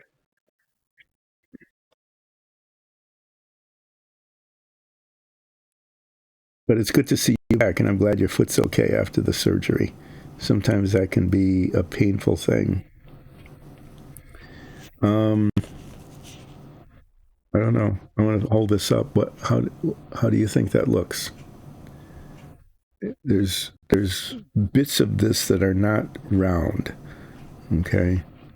And maybe I can file them down or sand them down a little bit to make it look more circular. And the window itself, the material got clouded probably from all the handling. But what I know is that I can make a window. I'm going to keep that one because I don't know.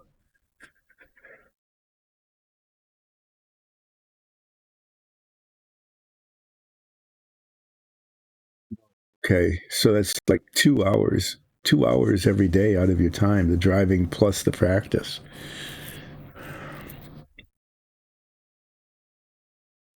So, Ole, is there any? Wow, I just don't know what to say. You've got a full-time job. You've got that going. It's really important for her. I am impressed by your ability to even stay awake.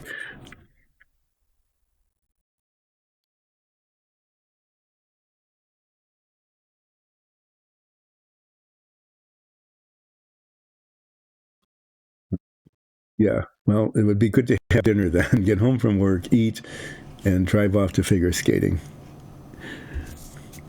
An enforcer. Um, well, no, I think it's villains that tend to have the first and last letters. I would say at least 30, because that extra 6 might be the few that hours that you can actually sleep, where you can get some sleep, right?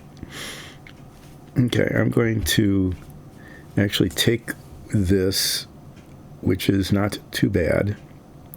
Oh, that's the other thing. I should do that. And I'm going to try to make it a little bit more circular. Some spots that are just not, that are still protruding. And I'm going to keep this as this might just work. And I'm looking at it this way, from the paint is on the bottom away from me, and it looks better with the paint out, because then it looks like this frame is attached. So like bad guys, like Lex Luthor, right? But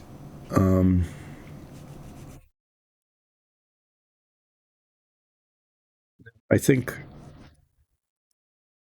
but there's nothing wrong with alliterative names. That's kind of a good thing if you can come up with one like Phoebe.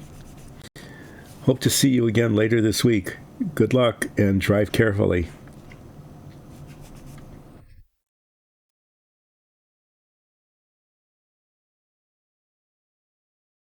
Phoebe Phoebe Fox, Phoebe.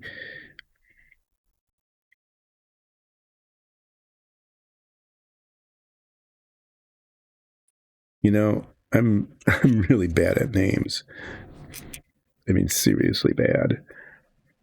So I'm probably not the best one to ask.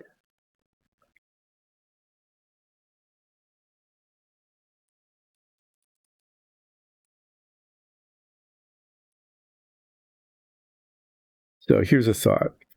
Okay. I'm just being silly at the moment. So she gets a job in a convenience store, and she's Phoebe. And you see this trope happen like in movies and TV shows and stuff. So you could use it is someone comes in and says, her name tag says, "Hello, my name is Phoebe." And somebody's trying to flirt with her a little bit, right? And says, "Oh, hi, Phoebe. Phoebe what? What's your last name?"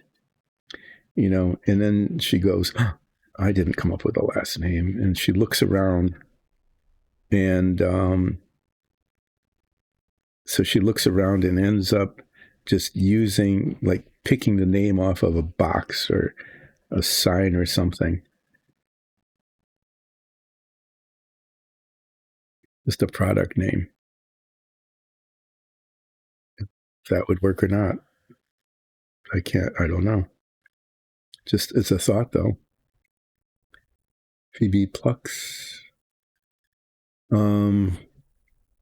I'd use, Plux, Flux. Phoebe Plux. That works. I think Phoebe's a good name anyway, regardless of whether she's fiery or not. How is this? Is it better? It's better. This is actually, if I don't come up with a better one, and what would be really nice is if I could somehow clean it, because it's foggy. But if I can't improve on this with another one, I may end up just using this.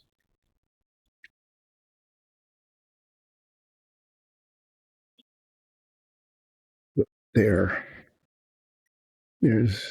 the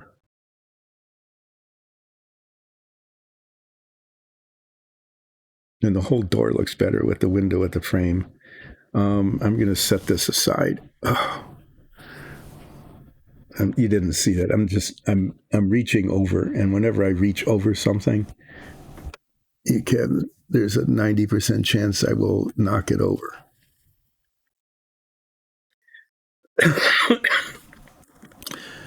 I have totally cluttered this. So I have to say the plastic I started with was nice, and anyway, the window might work. I'm going to try another one with a little better material, and then I'm going to pick the best of the two. Is what I'm going to end up doing. So after break, because it's getting close to break time, I'm going to take a break. Let's see what I need to do yet, besides trying to clean up the debris here. So I'm going to make another window, and I'm going to use the one that looks better of the two. I don't know how I'm going to adhere them yet. There's not much contact area there to work with.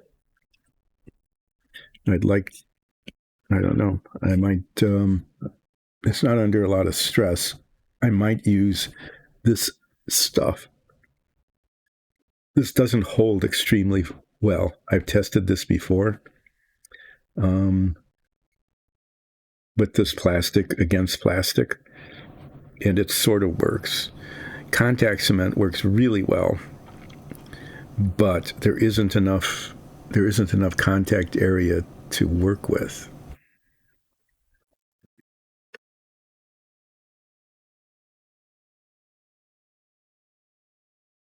That looks adequate. And I'm not going to use model cement. That's too likely to cloud. So I'm going to try that. And as long as it holds, if I don't bump it out or knock into it, it should be okay. Let's see. So after break, I'm going to make another window probably. I'm going to... I have to mask the command module. I have to do this, and this is going to be a real chore to mask. Do the windows. Painting the inside first. So let me remember what I'm doing.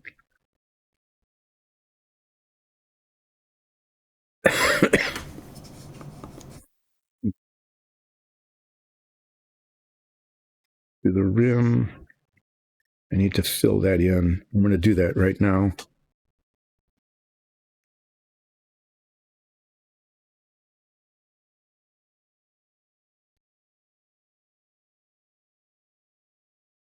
With the stuff I can't find.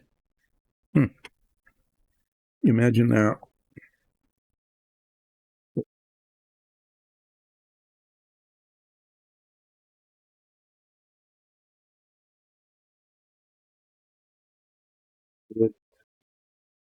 No, dropped it on the floor.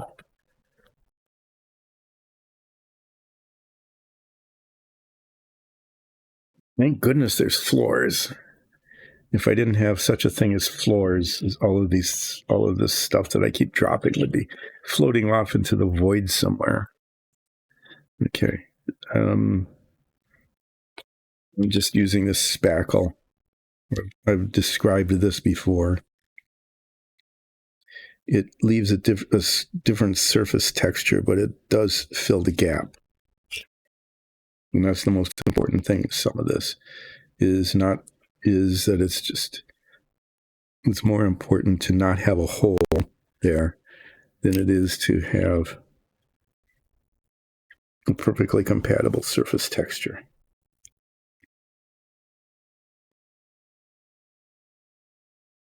In this particular case, I showed it earlier in the stream, this protrudes over the side of the heat shield, and when you look at it, there's a funnel that goes into the, I have no idea. It looks like it funnels superheated gases right into the interior of the command module, which is, I'm guessing, a really bad idea. So I'm filling it in, and it'll need to be sanded down. I'm just putting on more than it needs. This is fairly easy to sand.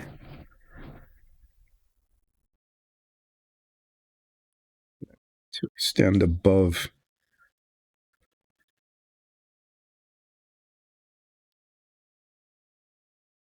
I want it to be higher up so I can sand down to it.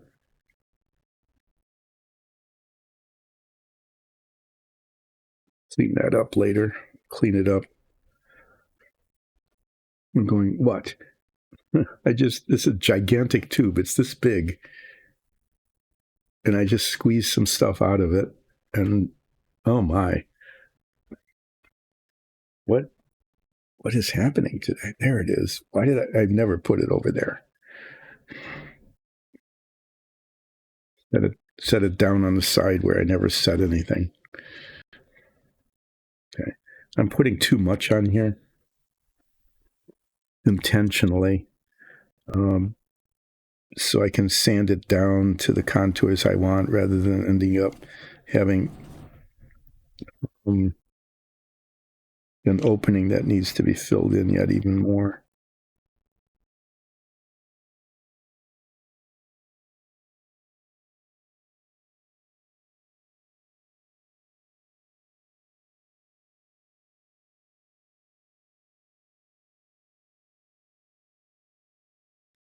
That's not going to dry until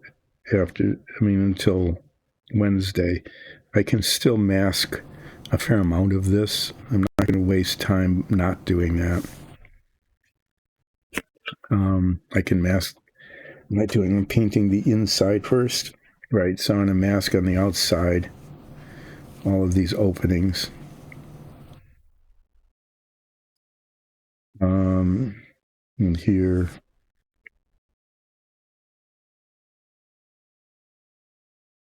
Yeah, there's a permanent attachment there, so that's good. And I can mask almost the entire thing here from the outside. And then cover the outside of this maybe I'll just wrap some paper around it so I don't waste a lot of tape, and I'll just be leaving this little bit uncovered until Wednesday when I'll cover it up. There's no real rush to get this painted because it's the last thing that's put on. Yeah, Phoebe plucks. And then she's plucky. You're welcome. And join in again on Wednesday. I look forward to seeing you again and hearing about some of the decisions you made about Phoebe. Thank you. Thanks for joining in. I appreciate it. Okay. Yeah. Several things are telling me it's time for a break.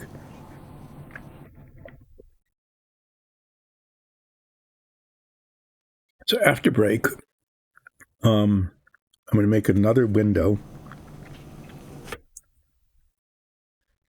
So I'll have two of them to work with. I'll work on masking this, and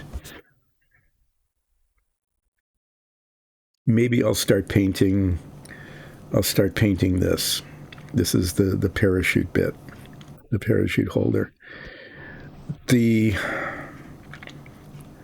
control panels, unless somehow or other I can make some breakthroughs today, between now and Thursday, in terms of getting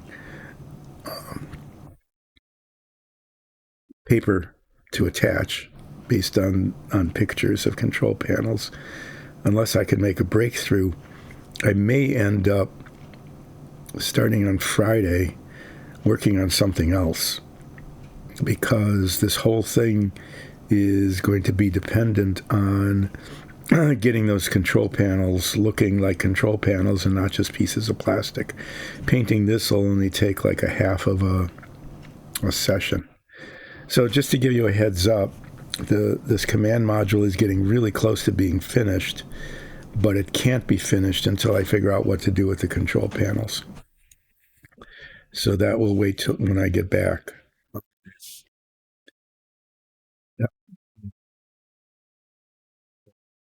The completion of the command module will wait until we come up with some solution to making these control panels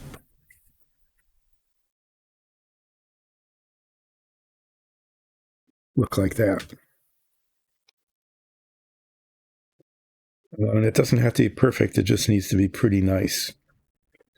All right, I'll take a break. I'm going to be back in a bit, and I'll be masking, making another window for the door, and then starting to paint the parachute module.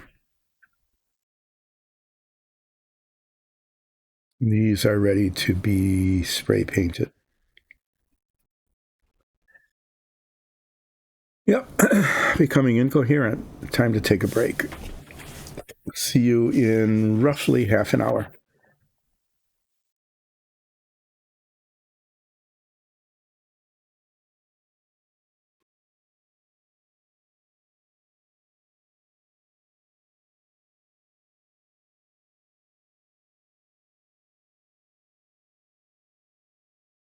Yeah, it's back.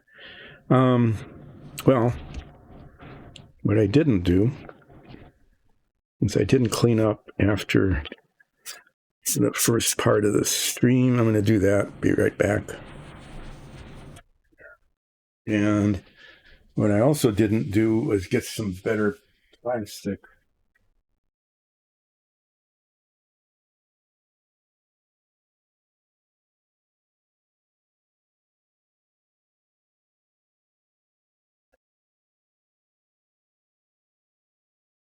This has a good section in here. I'm going to cut out the most usable part of this lid. Need the whole lid. There's some parts here that are pretty clear, that I can use for windows. I know it doesn't look like much, but this is actually twice as much plastic as came with the model, which is good.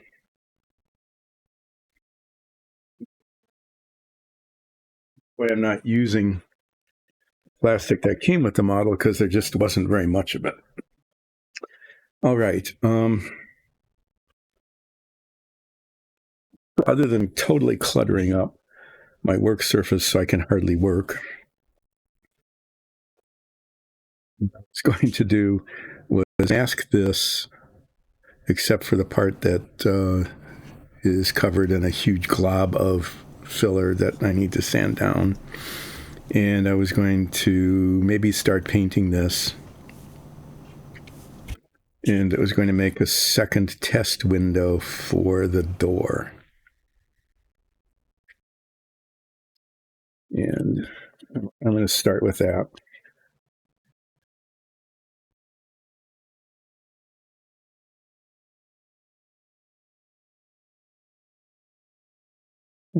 Three of these. It's easy enough to make copies.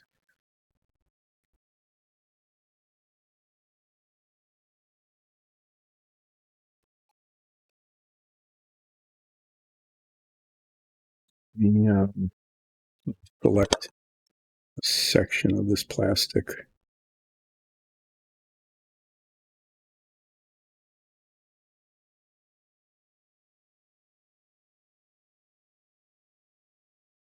Am I dithering?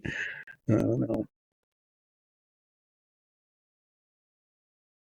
Need very much of it. Okay. And I'll set this aside where I'll never find it again. And as I did before, I'm going to put rubber cement around the outside, adhere it to this, and then cut on the inside of this circle a roughly circular shape. Okay? And that roughly circular shape will then become more circular, I hope. And I'm just using rubber cement because it sticks but also unsticks. Okay, I just want this to just stay on here just while I cut around it.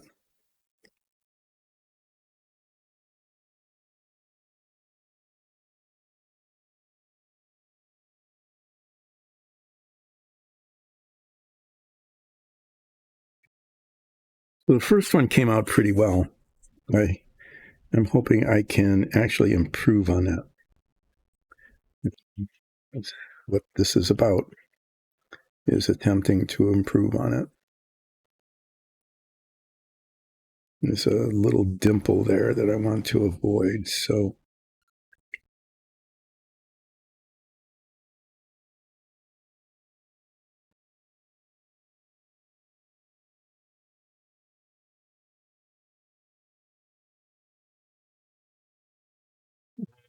no, give this a try. The last time it was okay. It wasn't great, but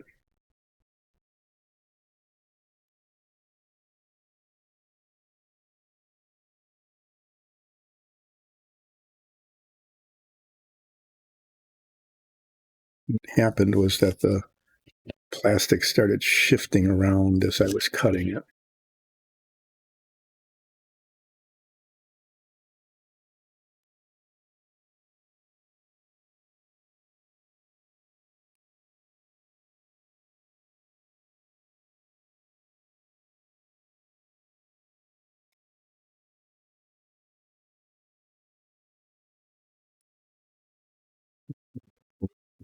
But more firmly this time.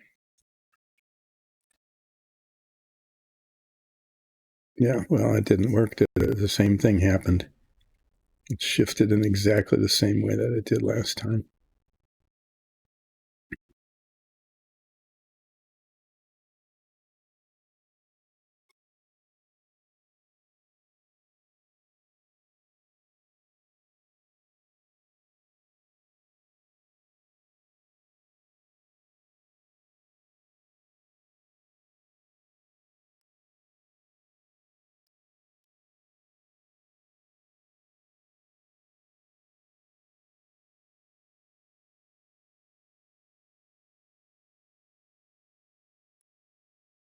Okay, well, now there's debris.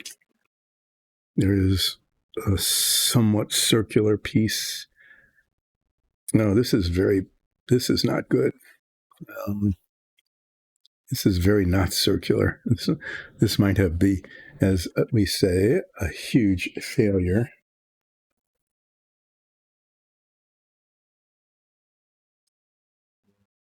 Yeah, the first one worked a lot better than this one. Just see if I can. I'm going to see if I can salvage this.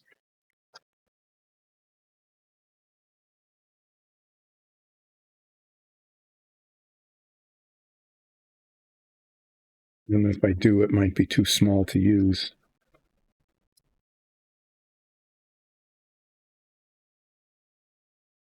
Yeah, so whatever I did this time, it did not work at all the way it was supposed to.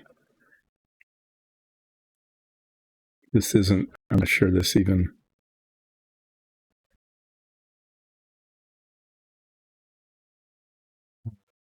I'll keep trying. I think I just need to even snip it here. It is so badly out of shape.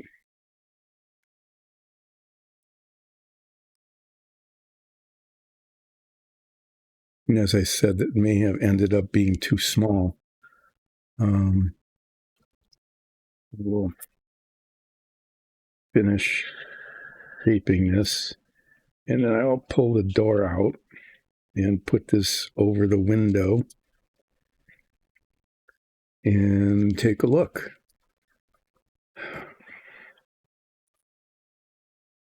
Once again, proving the point that trying to do anything after break just is more likely to end in tears than not.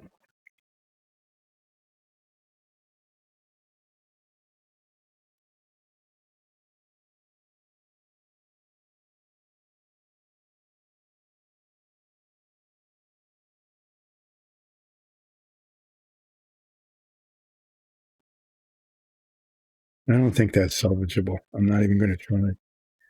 Well, when did I say that? Then let me look at it against a darker background.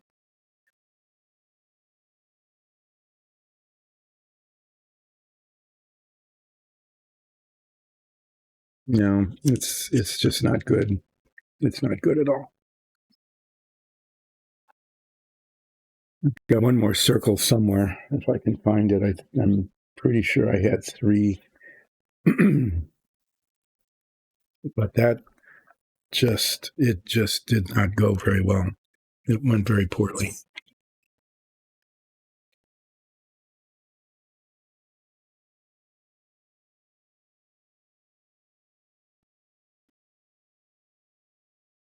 There it is. So I am going to try one more time. Let's see if I can't improve on the first one. Really have gone worse than I just did.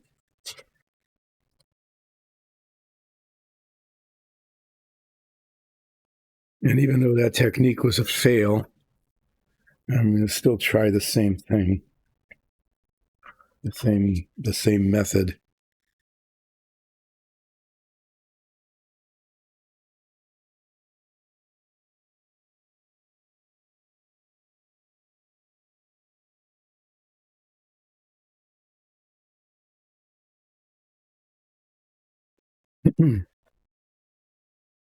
Yes, what I need to do is just a bit more firmly, or at least catch it before it goes wrong. The what happened was that it just shifted. Okay, it shifted on the template, and I didn't notice it until I had cut halfway around, at which point it was unsalvageable.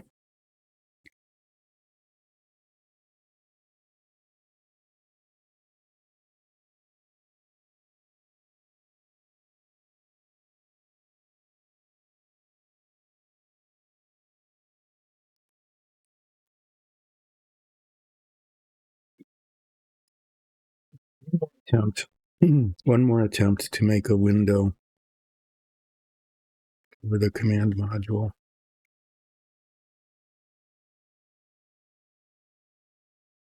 And if it doesn't go any better, I'll move on to the next bits that need to be done.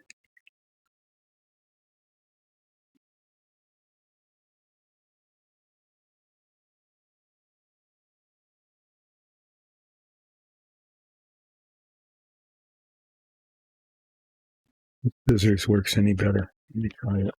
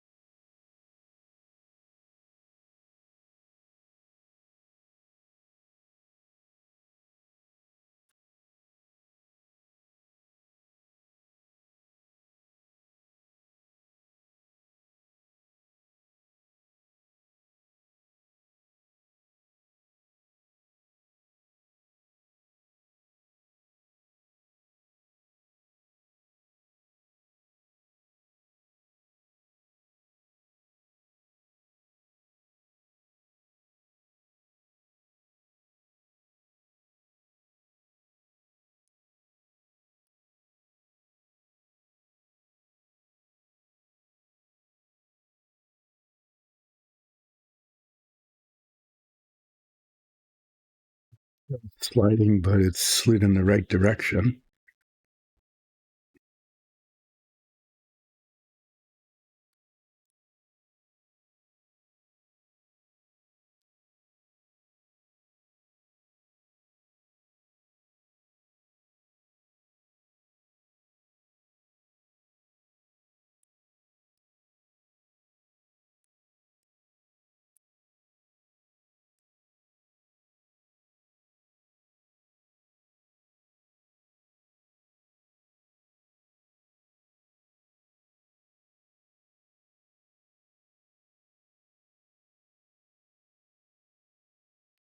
That's how this is looking.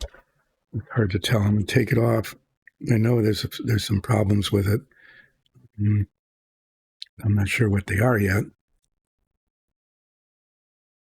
It's not too bad. It's not too bad. Compared to bad, it's not too bad.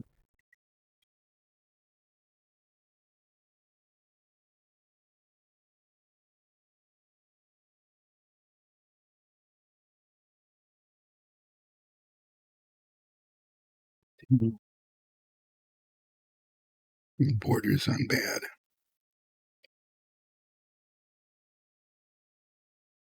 Okay, so if I can make this round, I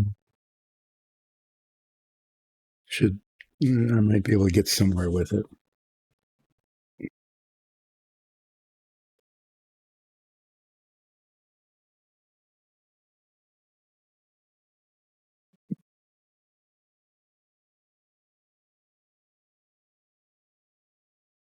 I'm going to worry away at this a little bit.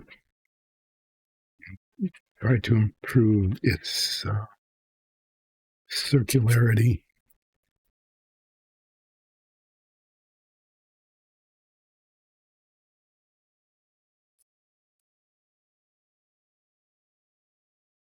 It'd be kind of funny if the very first one I did, the prototype, was the one that turned out to be the best. It's almost looking that way.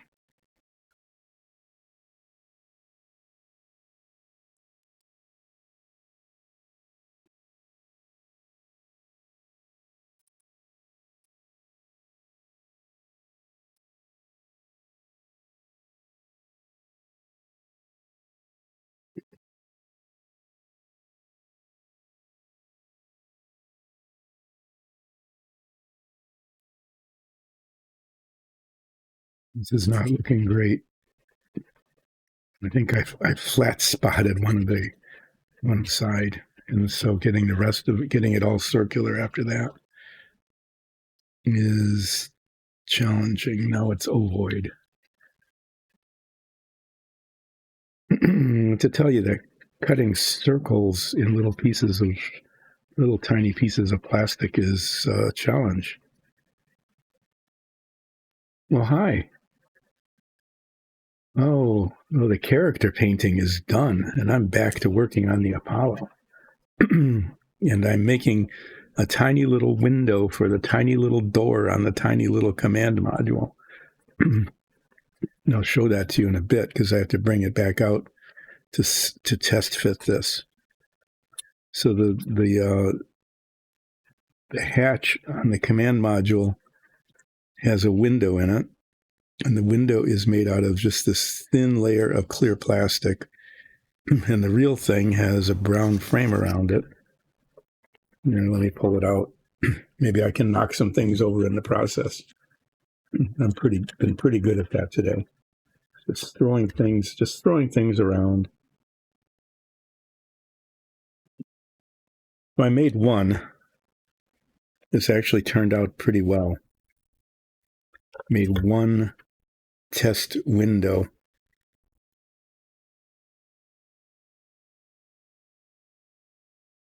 Oh, what did you do to your DM?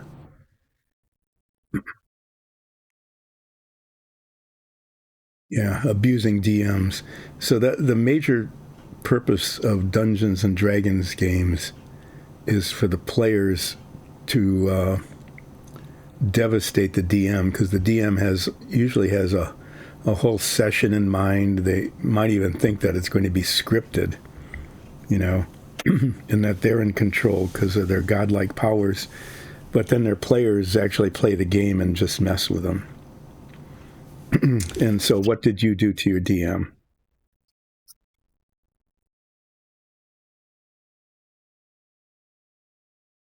The players can be pretty unpredictable, or predictably unpredictable, predictably contrary.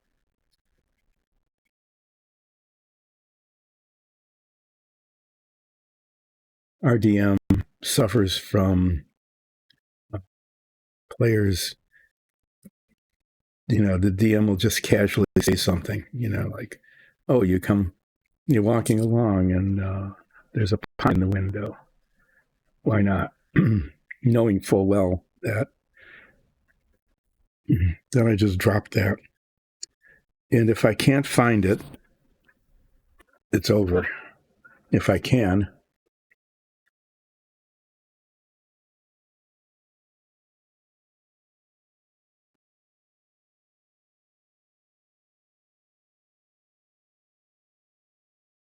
Oh, no. You lied. I'm going to be down on the floor here for a second just to see if I find the piece I dropped.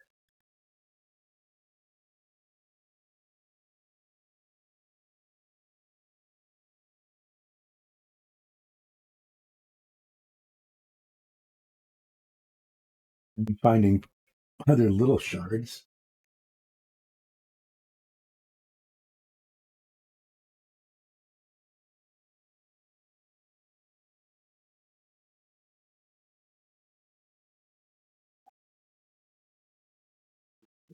This is not the first time you have watched me or not watched me, because you can't see me, crawl around on the floor trying to find something that I dropped. Anyway, yeah, that's over. That whole effort is over. This window is going to be the window. I have to figure out how to attach it at some point in the future. Not today. Trying to do something like that after break is, I have learned my lesson. Don't try, because it'll end up horrible. Okay, what I was attempting to do was make another window so I had an option and maybe an improvement upon the first one. And what I managed to do is make one not a circle, and then the other one that was coming along okay is gone. It went flying, and it's there. So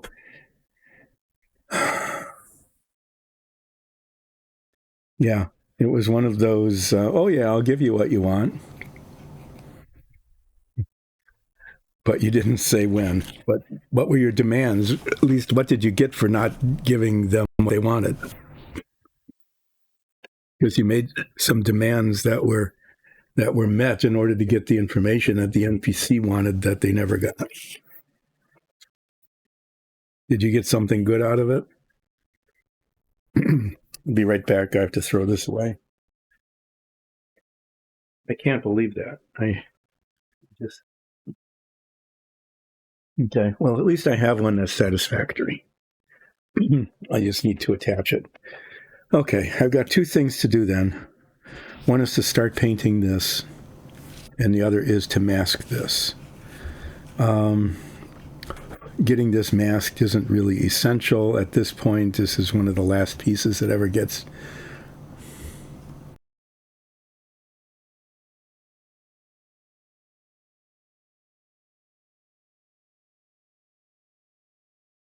Those were really nice demands. Okay, they were very unselfish.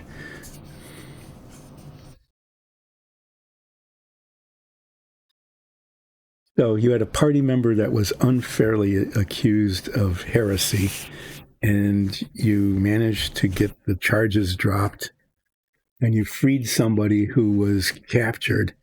That I have to say that if you were making demands in the game, that was totally unselfish. That was pretty amazing, because you could have demanded all sorts of selfish things for yourself, and you didn't. Nicely done.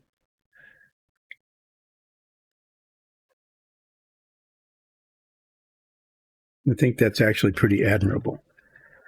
Wow,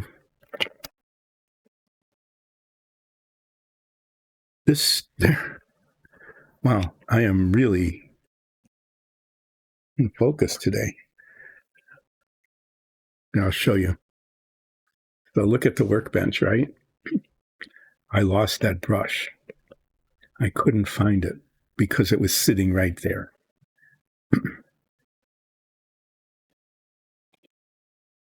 So what kind of character are you? What are you, and what type of character do you play?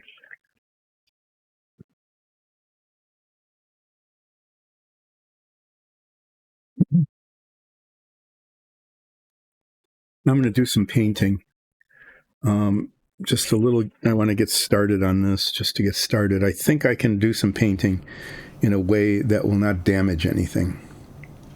I'm just saying that because, wow, things just going that way. What I'm going to do is I'm going to paint the airlock hatch. This goes at the top, on the top of the capsule. Okay, like that. It's permanently attached. These are the parachutes that keep it from crashing to Earth at the end of the mission. And this is the airlock and the docking thing that goes into the lunar module. And then there's this whole apparatus. I'm going to paint this a metallic color so that it looks machinery-like, I think.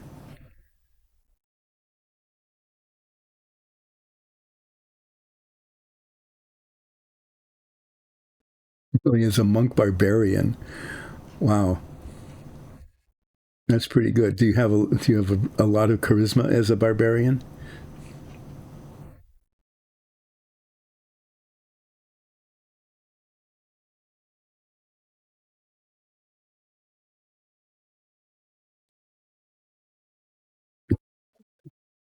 Of course. That really helped your persuasion, I bet. My character in our Dyson Dungeons show, my character has a -1 charisma. Pretty bright. I play a furbog fighter.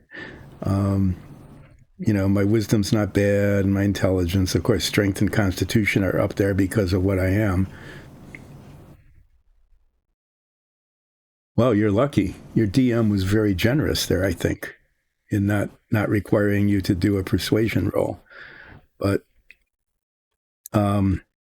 yeah, so my character has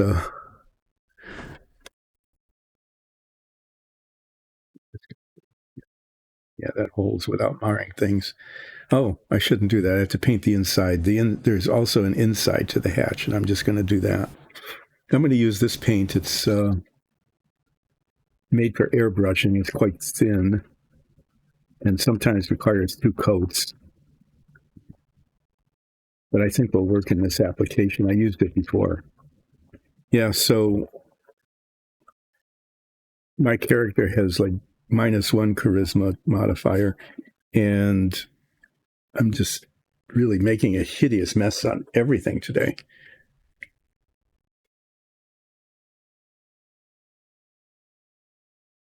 Oh, yeah. So basically, you were just making a deal. You weren't trying to persuade as much as you were just negotiating. That seems fair. So was the NPC did the DM play the NPC being ticked off, like angry?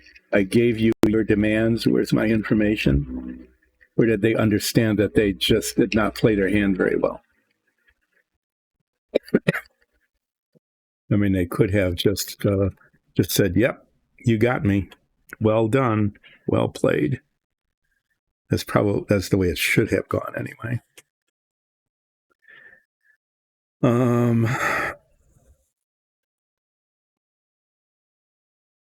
If I don't get down here tomorrow and clean this mess up, I am not going to be able to work on Wednesday. Just I don't know. Everything today there's some things that have gone pretty well. Okay. That's fair. And that's a good way.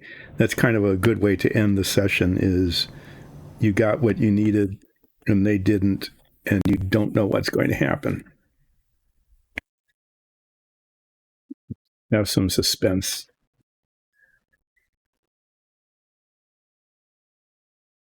You know, it's because I've got the camera on me and just the area where I'm working.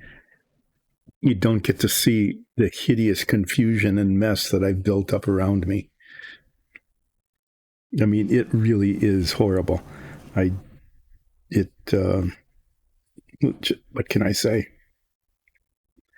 I have violated the rule of always keep your work surface clean and clear. Otherwise, you'll have problems, and I have not. Over the last since I got back from being away, and I started the stream again.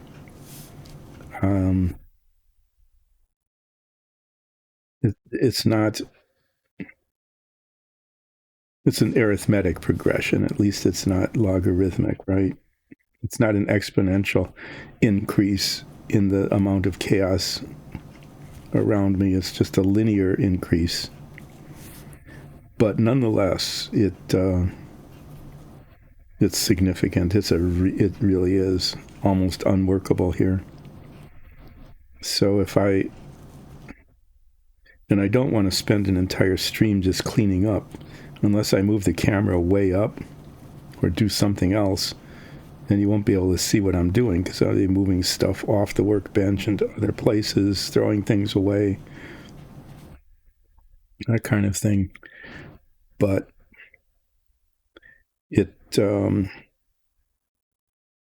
what can you say? It's starting to defy description. It is that bad.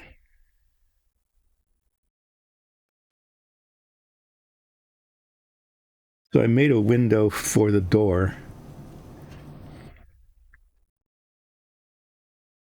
I'm just reading here. So the one who was supposed to be a heretic that you managed to get free because they were unjustly accused of being a heretic and they weren't. This might take 2 coats. It's not covering very well. Weird. This paint is being weird for me today. It's like not adhering to the paint underneath it.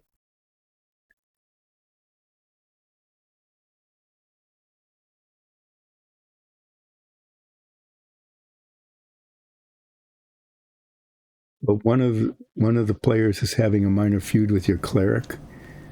I'm assuming in game and not as individuals.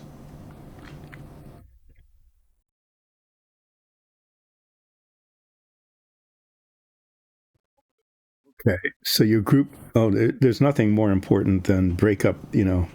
Separate the party. Bad things never happen when you separate the party. Always. We've done it a couple of times and it never has ended well. Okay. Well, let's just. Even the paint isn't working today. So the stream. Excuse me. The stream before the break was kind of working okay. In that, it works on the primer better. I was painting over another color that I had spray painted on. I'm doing this first because I'll be painting other colors over this. And so if there are problems,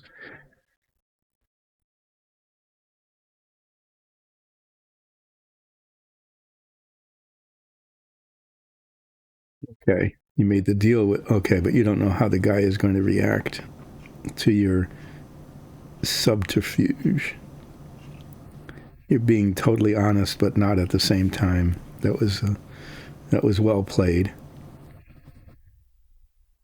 So everybody's safe, but when you get back together, then maybe there'll be a little bit of disruption. So who accused this person of being a heretic? Did that come from the outside, or was it one of your players?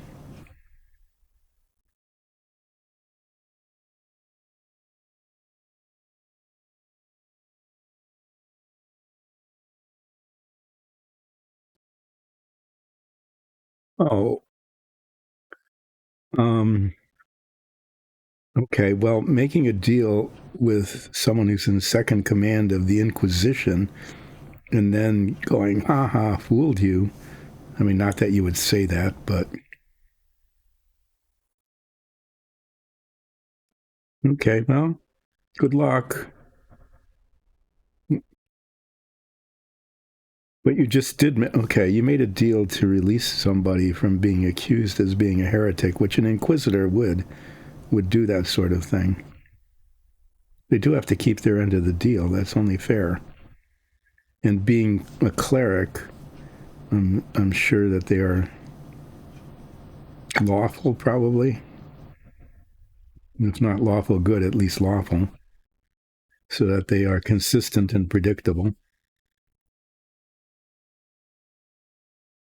Probably should use a larger brush on this on the inside of this, since it's just a fairly large area that needs to be covered with some consistency. So as I'm painting this metallic on, I want to make sure that it goes far enough. So I'm going a little bit outside the lines, so to speak.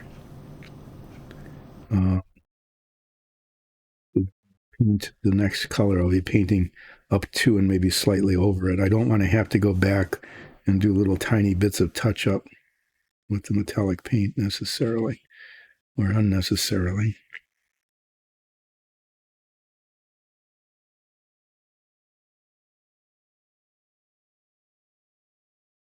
Ah, well.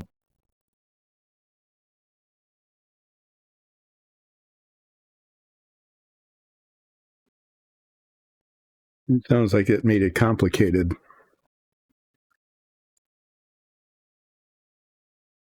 But that you made it work out at least for your wrongly accused not heretic. Yeah, using a bigger brush makes it go so much more quickly. And except for the bubbles that I managed to work into the paint, nicely done. Nicely done.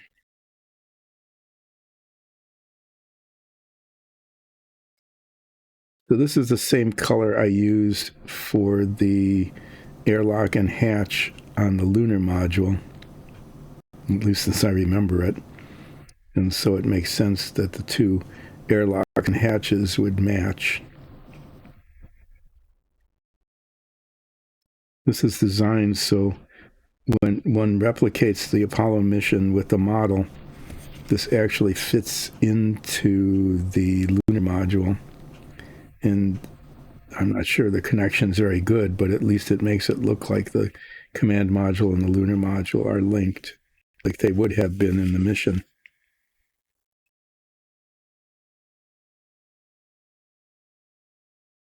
Kind of went okay. I'm going to look at the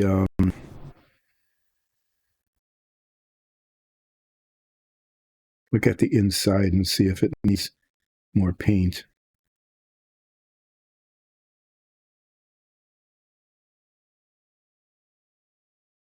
It sounds like the player having a lot of fun, and that the DM is setting you up to have a little inter-party activity going on.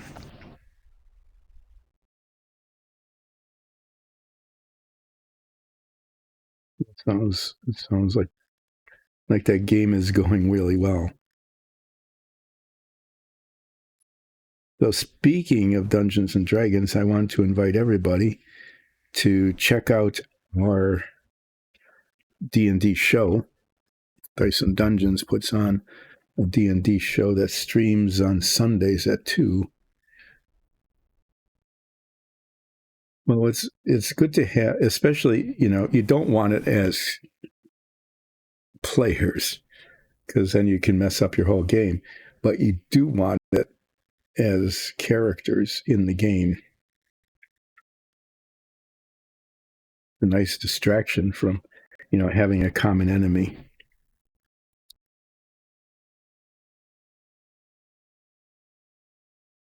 Sometimes it appears that some of our characters don't really like each other. We're getting on pretty well now, but there are times when it's like, really, what are you doing?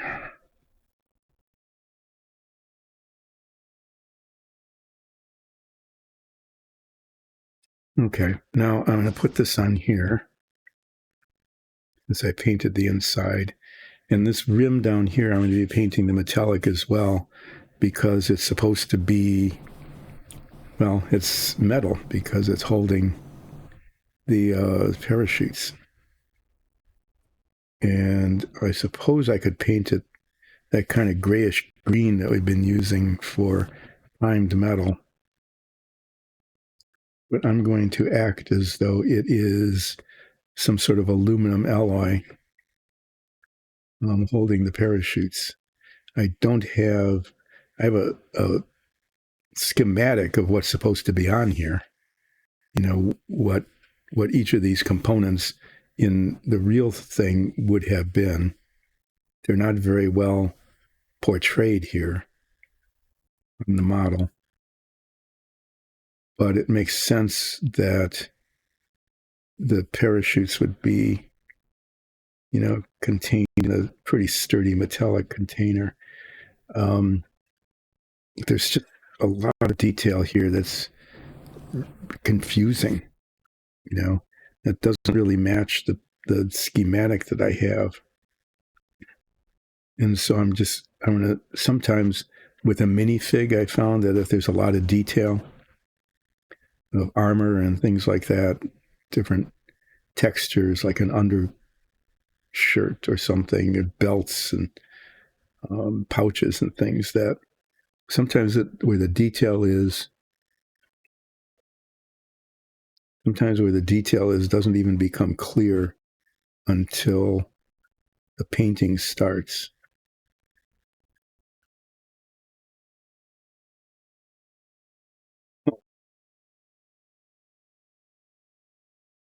Yeah, sometimes that can happen, that a player and their character can just become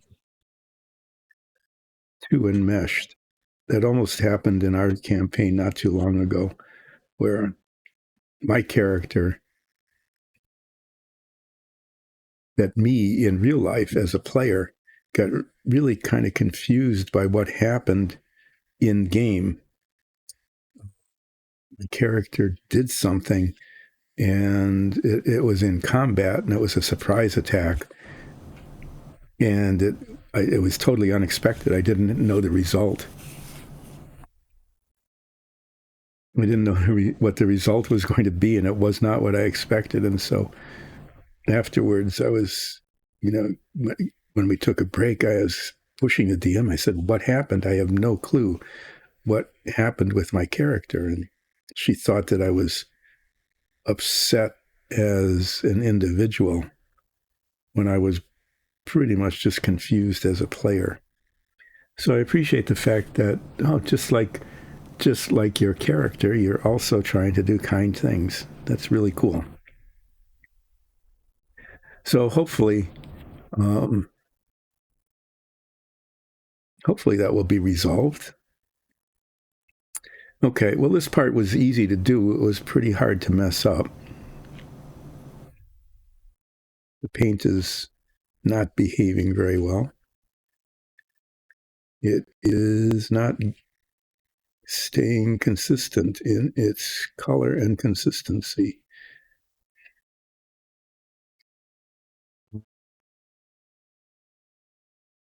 Yeah, but that was good. It's too bad that, a person, because something happened in game, that it became personal, but that can happen, especially when you're really into your character. Or if there's an emotion involved, it's sometimes hard to differentiate those and separate them. But, noting that happened and taking care of it right away is a very good and important thing. So well done.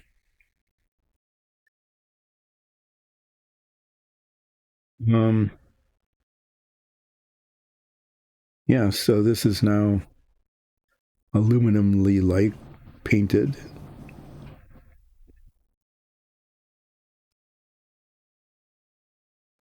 Clean the brushes, and it's if your character isn't a little bit like you, if it doesn't have some of you in it, it's really hard to stay in character unless you're a very accomplished actor where you can portray something totally different from yourself. When you're trying to maintain that for hours at a time in a game setting, yeah, there's always something of you uh, that becomes part of your character.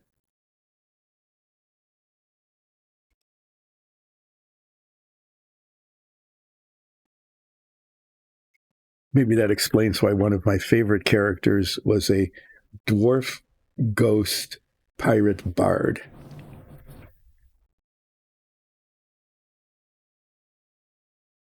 So how are you the same and how are you different? You, since we're talking about your character, so it's probably helpful to anybody else who's paying attention to this, who's also doing D&D, is how do you keep yourself and your character, keep yourself in character, and how much of you should be in your character as opposed to being you and as a player.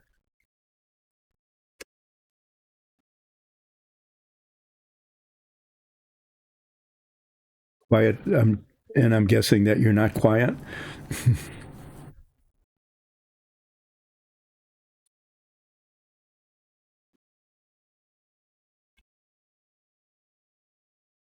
um, I'm going to put my head magnifiers on just a bit. I'm not going to be.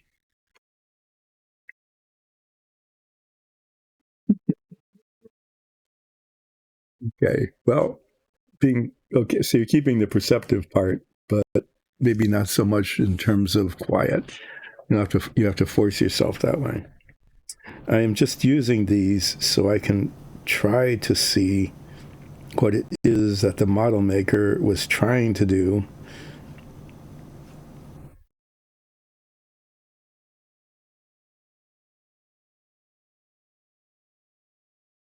with this parachute container thing. Okay, I'm seeing some things that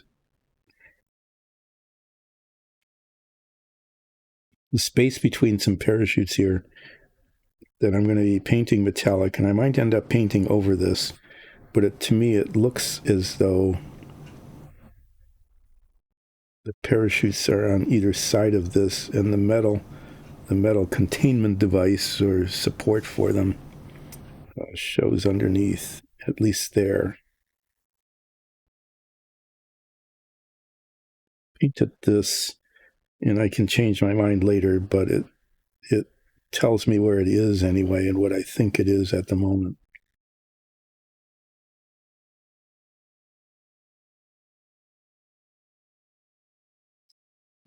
Become a little bit baffled by why isn't there something the same? There's one parachute here.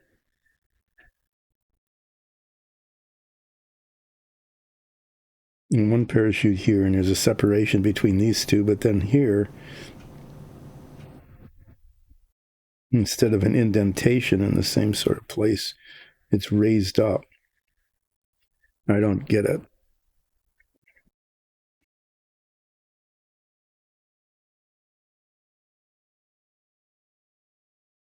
Paint this metallic also, just because it looks like that's what it should be.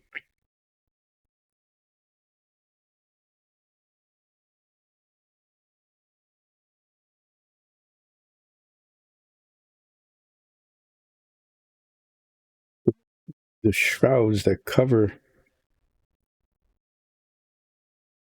the parachutes are brown, and then it looks like there's like cords that wrap around in various and sundry places. Good thing I'm looking through these. I missed a spot entirely. That often happens when I put these on, is I just see flaws, obvious flaws that weren't obvious before I put them on.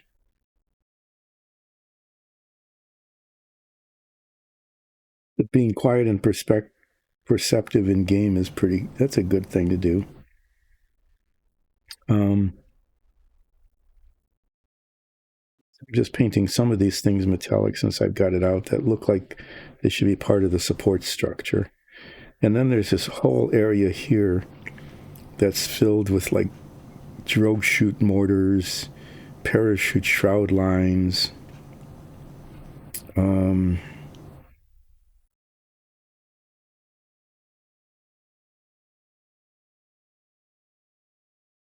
going to use a different color of metallic on here. Okay, I'm going to use 3 different colors on this.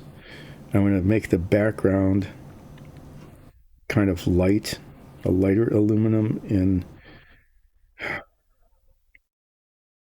then these components on the outside, I think are supposed to be metallic. I'm going to paint them darker, just so that you can see them.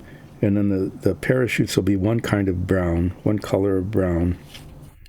Okay, and then the shroud lines, as much as I can see them, are going to be another color. I'm going to pretend that this is part of the structure because it looks like it. This is a structural element, so I'm painting it the structural color. And then behind here is the inside of it. And by using slightly different shades of metallic, without it making it look too busy, I can sometimes at least, who's ever looking at it, know that they're different bits. Structurally, they're different. That's worked sometimes in the past. The line there is very different, and okay. I have to redo that, but I'll paint over it later.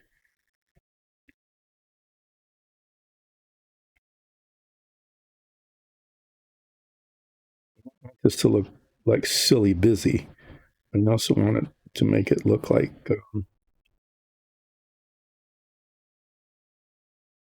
these components are.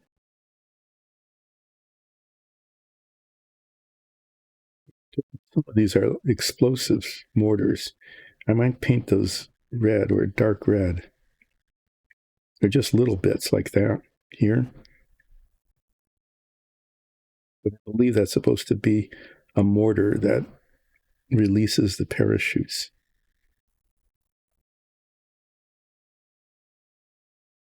Well, I'm going to mess around with this with different colors as I continue to paint.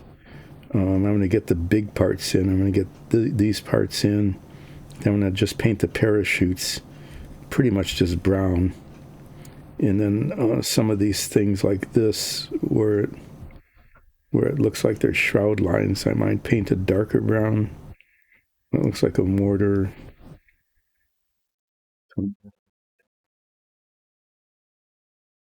Oh yeah, there's one there too.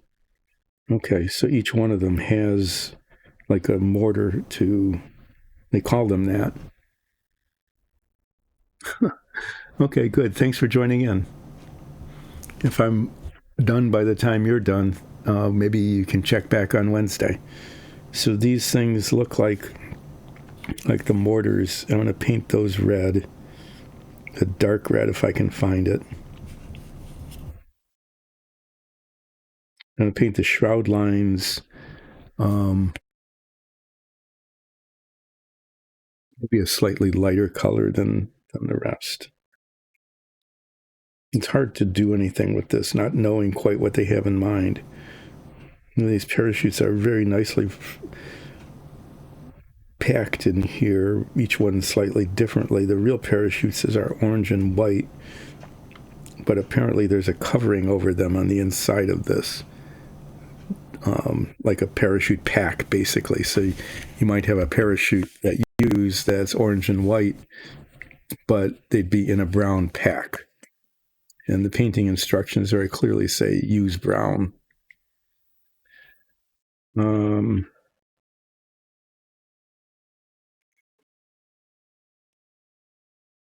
Maybe I'll do a little bit more. No, I think I'm going to save this till Wednesday to do more painting on this, just because I'm not quite sure what to do with it.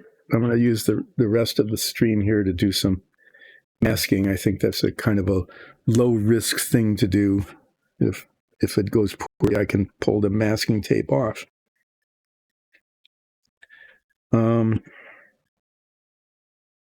Yeah, I don't need to cut this. I'm going to be painting the inside of this light blue, and I want the outside to not have light blue paint on it, because it's going to get painted white.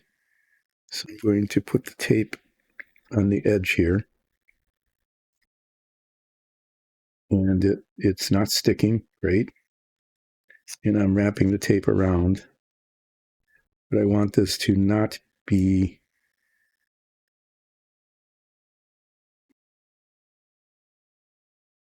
I want this to not be what it is.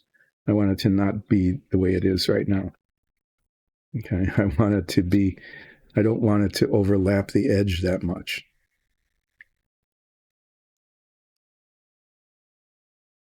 Because then the blue paint won't get up. If the paint doesn't get quite up to the edge, it's mostly okay, but not desirable.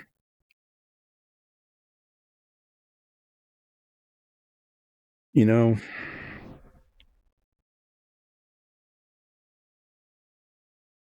well, I want to try this. What I'm thinking out loud is that what I can do, this isn't the best way to do it, really, is I could just tape it like this.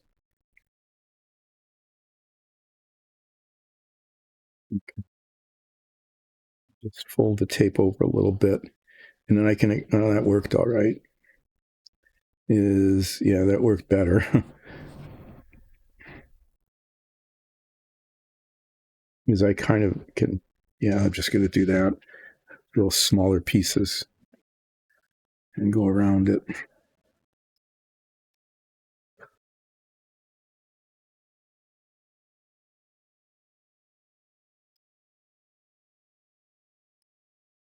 Some days, it's weird. Today, the one thing I expected to not go well at all was the prototype of the window on the hatch. And that's about the only thing that did go okay today, kind of oddly. And the prototype turned out to be actually pretty decent, which is good because the next two attempts to improve on that were terrible. They were total failures. So I'm getting the edge here as well as I can. But if I get blue paint up onto the edge, it's not going to be a disaster. I can scrape that off really pretty easily. But I don't want to take forever taping this, so I want to move along pretty quickly.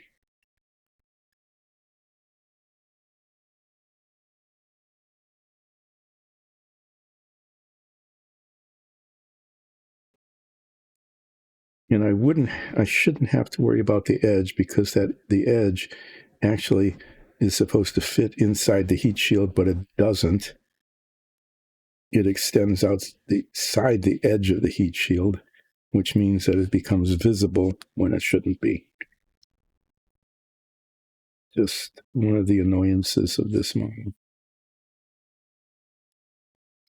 Anyway, I'll spray paint this blue and then deal with the results later on Wednesday.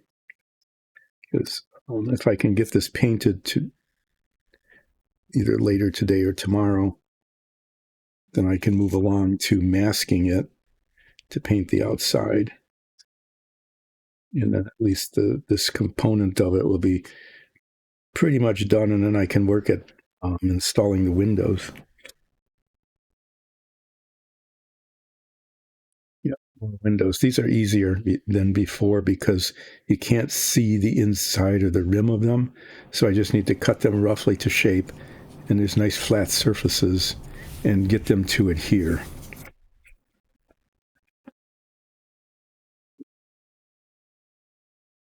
So in the scheme of things, that should be simple.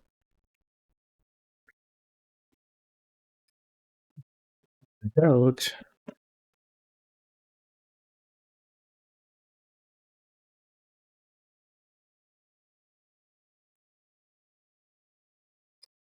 Good. I can't.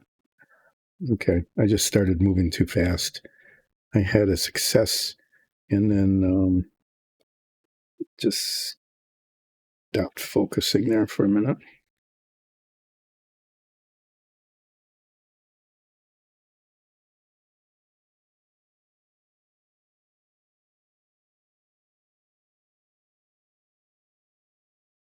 But it's further along than when I started. That isn't always the case. There are times when I do something and I end up further behind than when I started. And so far, that hasn't happened.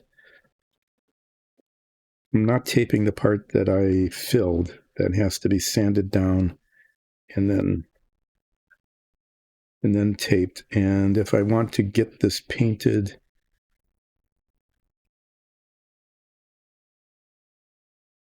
tomorrow, I'll have to take care of this issue before I paint.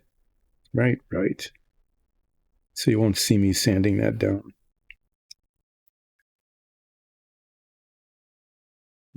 Then probably tomorrow before I spray paint the inside of this blue to cover up the window.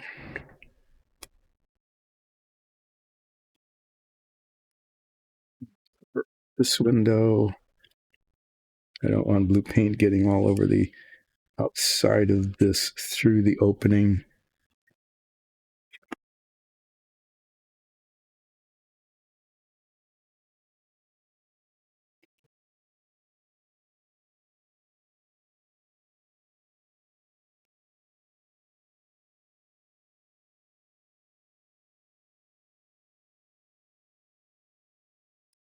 There isn't that much of it. After I do this, I'm just going to cover the whole thing in tape because the whole thing does need to be covered, and it's wasteful, kind of a waste of tape to do that. But otherwise, I could like get a little piece of paper, wrap it around, and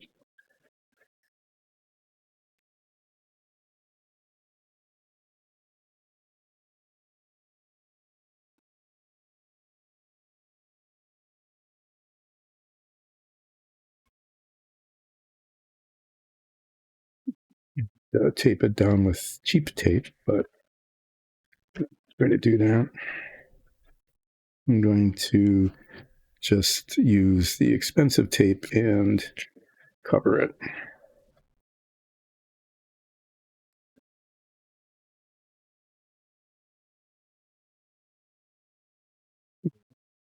Dissolve this up. Something to be dealt with. Here is another protuberance that I didn't know. Oh, that's the antenna. Duh. Yeah, these antennae were attached to the outside. And I did that so that they could be painted on, so that the paint would cover them. Kind of forgot all about those. I don't know how I forgot about them, because I complained about them to no end because they were so badly formed. They were one of those of many things that were very, very badly molded.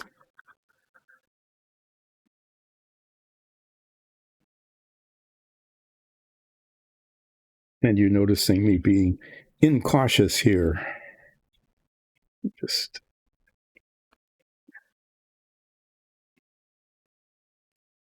tape around this. The same thing here with this little antenna guy. Let's wrap it like that.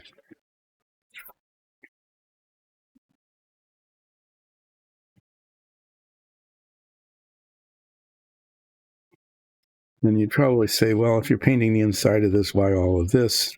And the answer is because spray paint can go all over the place. And what I don't want it to do is go all over this white. So I'm covering up the white. What about the top here? Well, the inside of this ridge gets covered with the part that I was just painting. Okay. And I want this to be painted blue. So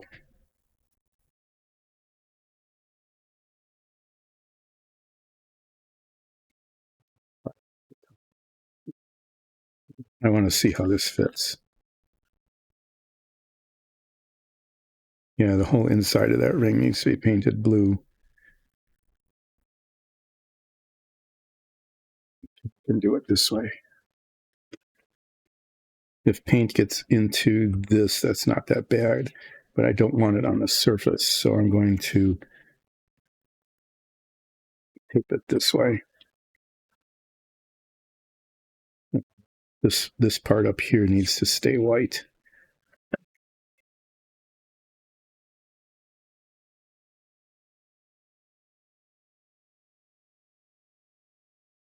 Yeah, that's working.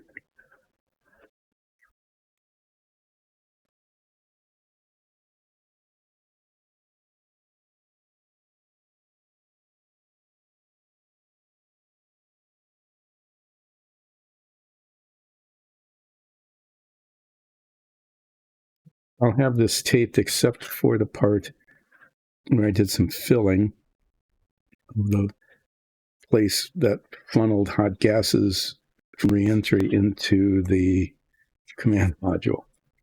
That's not how it really worked. That's how this model was built. The way this model was designed. Why, I don't know. There's just oddness about this entire thing. It was one of the odder parts. Well, there's a whole bunch of tape. At least I know where to get more if I need to.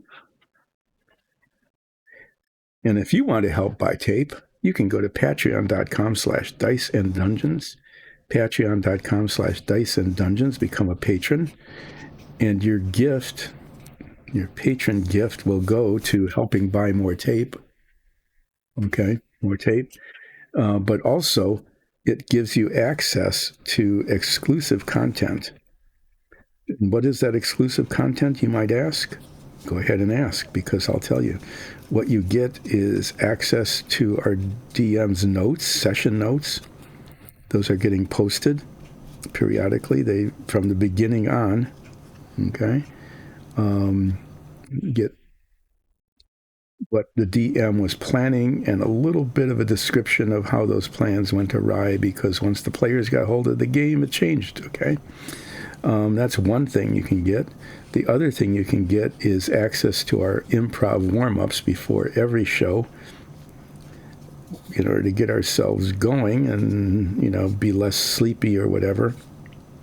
Let the caffeine from the coffee kick in. We do an improv session, and most of the time they're really funny. Some of the time they're just really dumb, but that's what it is. Just some of the time. But most of the time they're pretty funny, and the only way you can get access to those is by being a patron on patreon.com/diceanddungeons. And recently we started a new feature that's also accessible to people who are patrons, and that is hot takes from cold reads.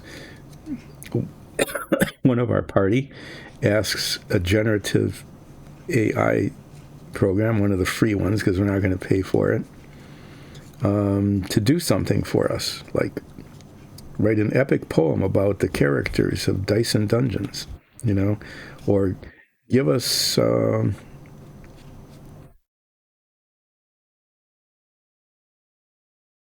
comedy sketch featuring the characters from Dice and Dungeons.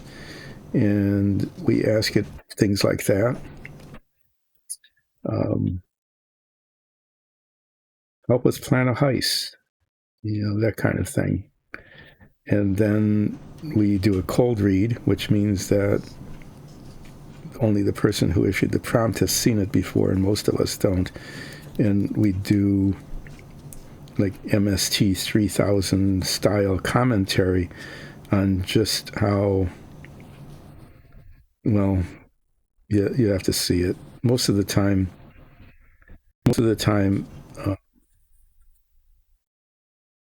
we know it's artificial, but we're not sure about the intelligence part.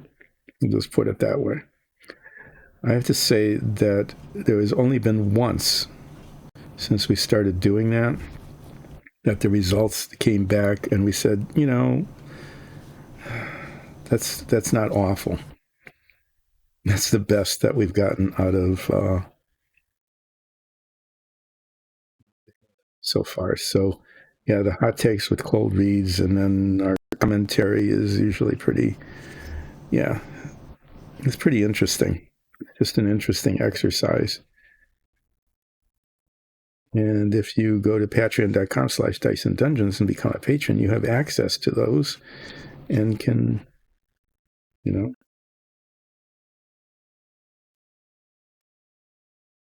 and join us in our critique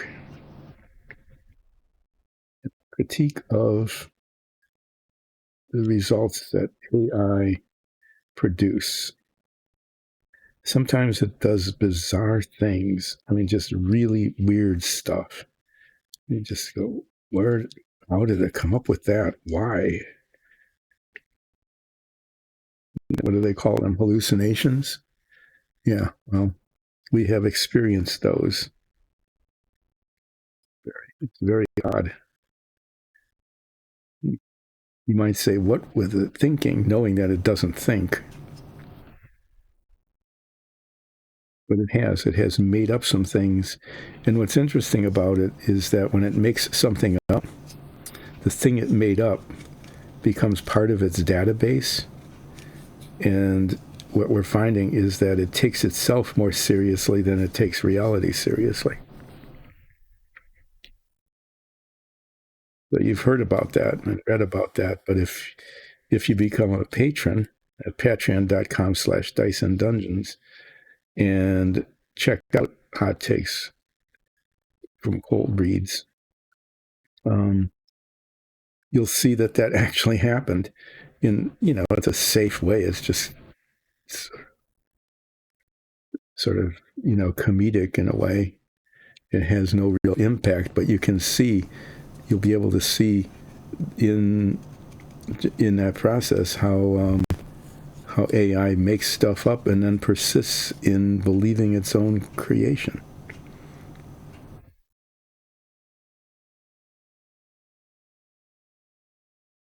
Okay. Well, if a little bit of the blue leaks out onto the white, which it might in a couple of places here, like the insides of the window frames, if it goes a little too far, as you've seen, I can sand that off before putting the white paint on later.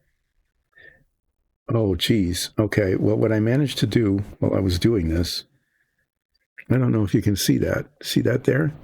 You know what that is? That is the filler that was supposed to be here filling this in.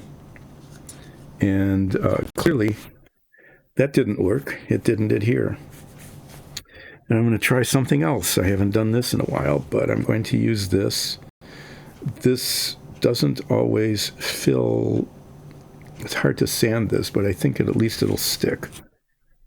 But this has to be filled in because when you look at the model, there's this gap that's going to show between the capsule wall and the heat shield.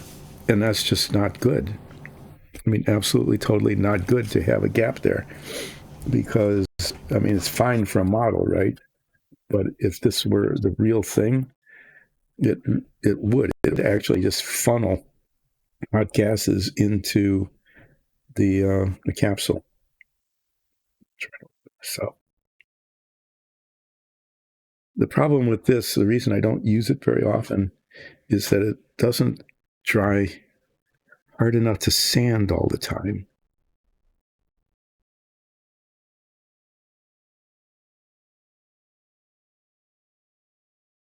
Not seeing that I have a choice here. I need to use something that will fill the gap.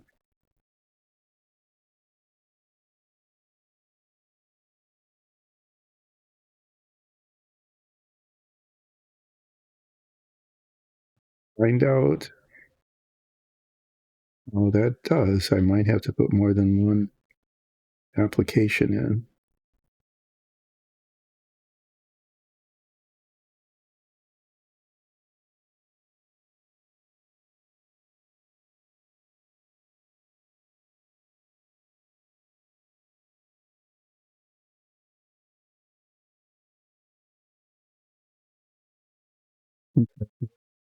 Find out. Hopefully that will harden.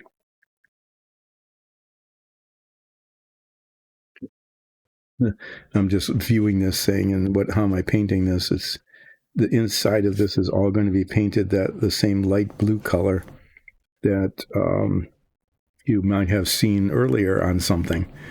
Here, that color. It's going to be painted the inside of it that color, and I'll be wrapping up here on Wednesday. I'm going to be spending a lot of time trying to figure out how to make this look like something. These are the main parachutes, the drogue chute and the pilot chute, totally different things. The drogue chute is the first thing that goes out, and it doesn't really slow anything down, But what it does is it allows the pilot chute to pull out, which slows this down a little bit, enough so that the main chutes can come out and not be torn off or ripped. And these three things here are the main chutes, and apparently their cover is supposed to be brown, so I'll pick a brown color. And then there's some like shroud lines and things that show, and I'm going to pick another brown color for those, just so one can see them. And then this is a bunch of mechanical stuff. There's some shroud lines and cables. There's some motors. There's some controls. I'm not sure what. Each of these apparently has a little mortar that explodes and releases the parachute. I'll paint that a color.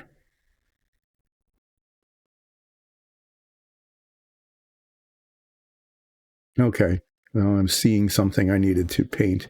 These are the separators between each part of the parachute, and there's this one there, and that one didn't get painted.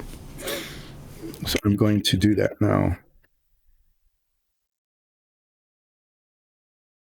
I wasn't sure what it was, but now as I'm looking at the rest of them, it's pretty clear that that's the same as the other two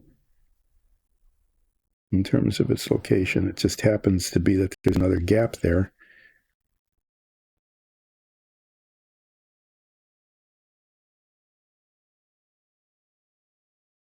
At least I can get this done.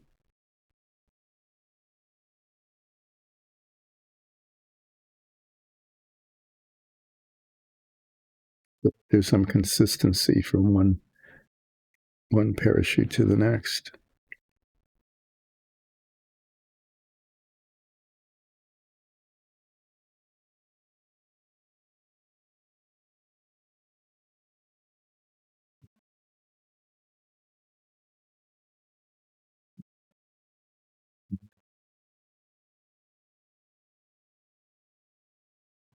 Where it's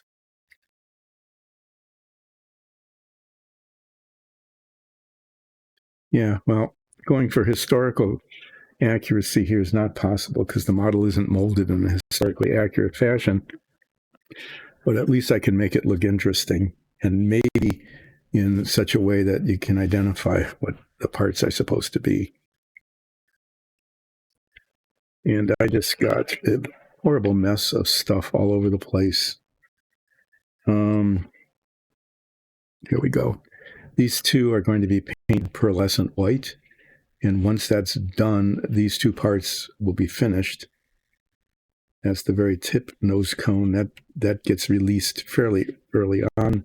This shroud stays on, but these points here are where the escape tower attaches. So the escape tower goes, once it isn't needed anymore, it shoots off and then disappears in the ocean, adding a little bit more, debris to the ocean.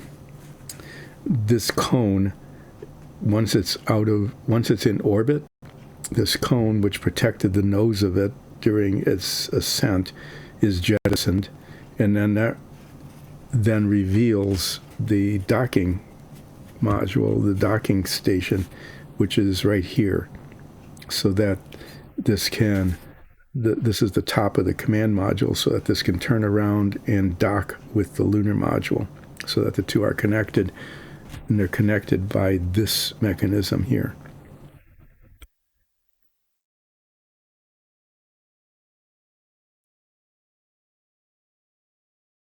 I don't know why that is so uneven. I might paint that again. It's just the inside of the hatch. I might paint that again on Wednesday. So I'm going to do these. I'll get this painting done before Wednesday. So these parts will be done, and I'll be able to unmask them and go, look at that, they're finished. I can put them in with the finished parts. And then if this dries enough for me to even it out or sand it down,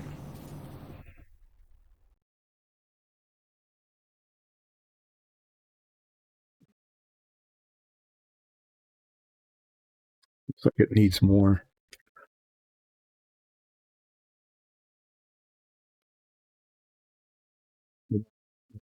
too big. If it's too big, I can always shave it down. If it's too small, then it leaves another gap and I need to refill it.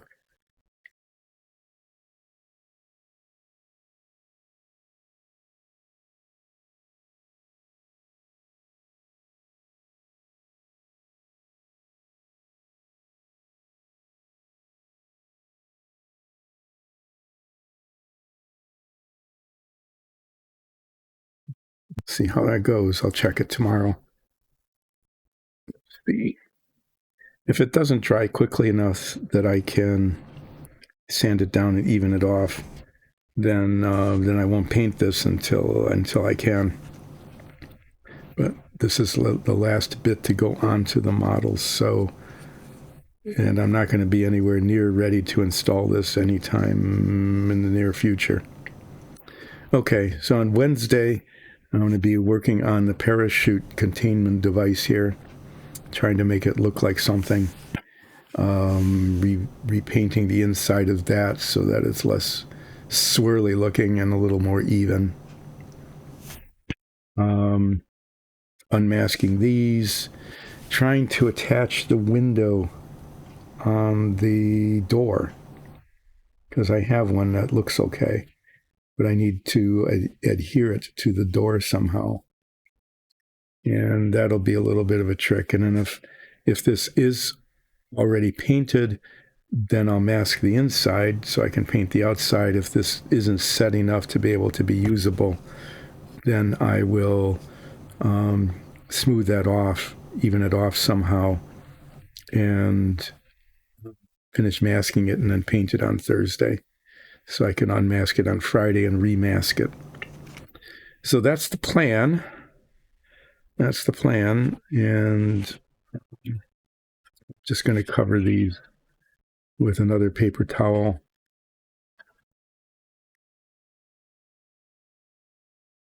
Take this off and do the same.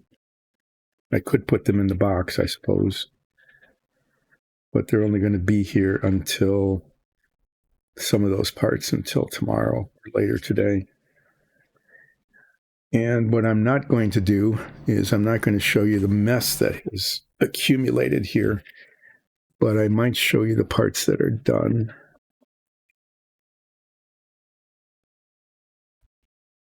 It doesn't look like much, right? But the floor of the command module is complete. And that's ready to go. The astronauts, they're not cemented in, but they're loosely put in their couches. They're very, very clean. And then these are the instrument panels.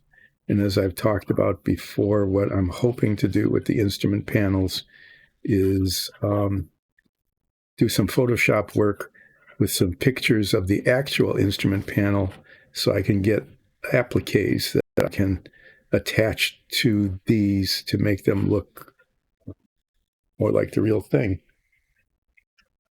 As a reminder, looks like that. So I'm going to take a picture like this, maybe even the same picture, and see if I can't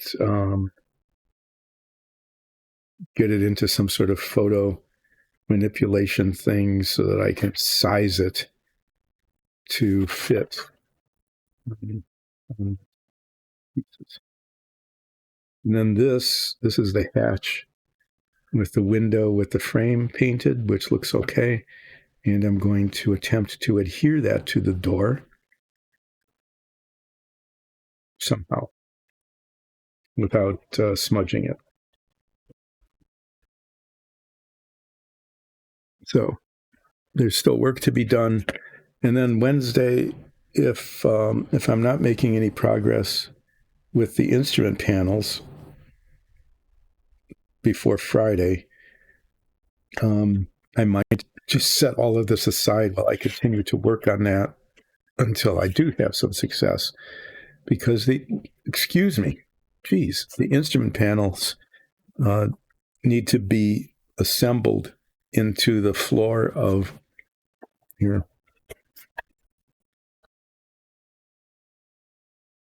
The instrument panels Oh, well, I can do some things with them. The instrument panel is going like this on either side. I lied. What I can do, these are going to be base coated blue, the same blue color as everything else, is why not? I can prep them because they need some prepping. They got excess plastic. So on Wednesday, I was just not thinking, is that I can get these prepped, fitted in place so that they work, so that they fit okay, and that they look okay, like getting the flashing off of them and stuff. And I can prime them and paint them this blue color, which is the undercoat. It's the undercolor.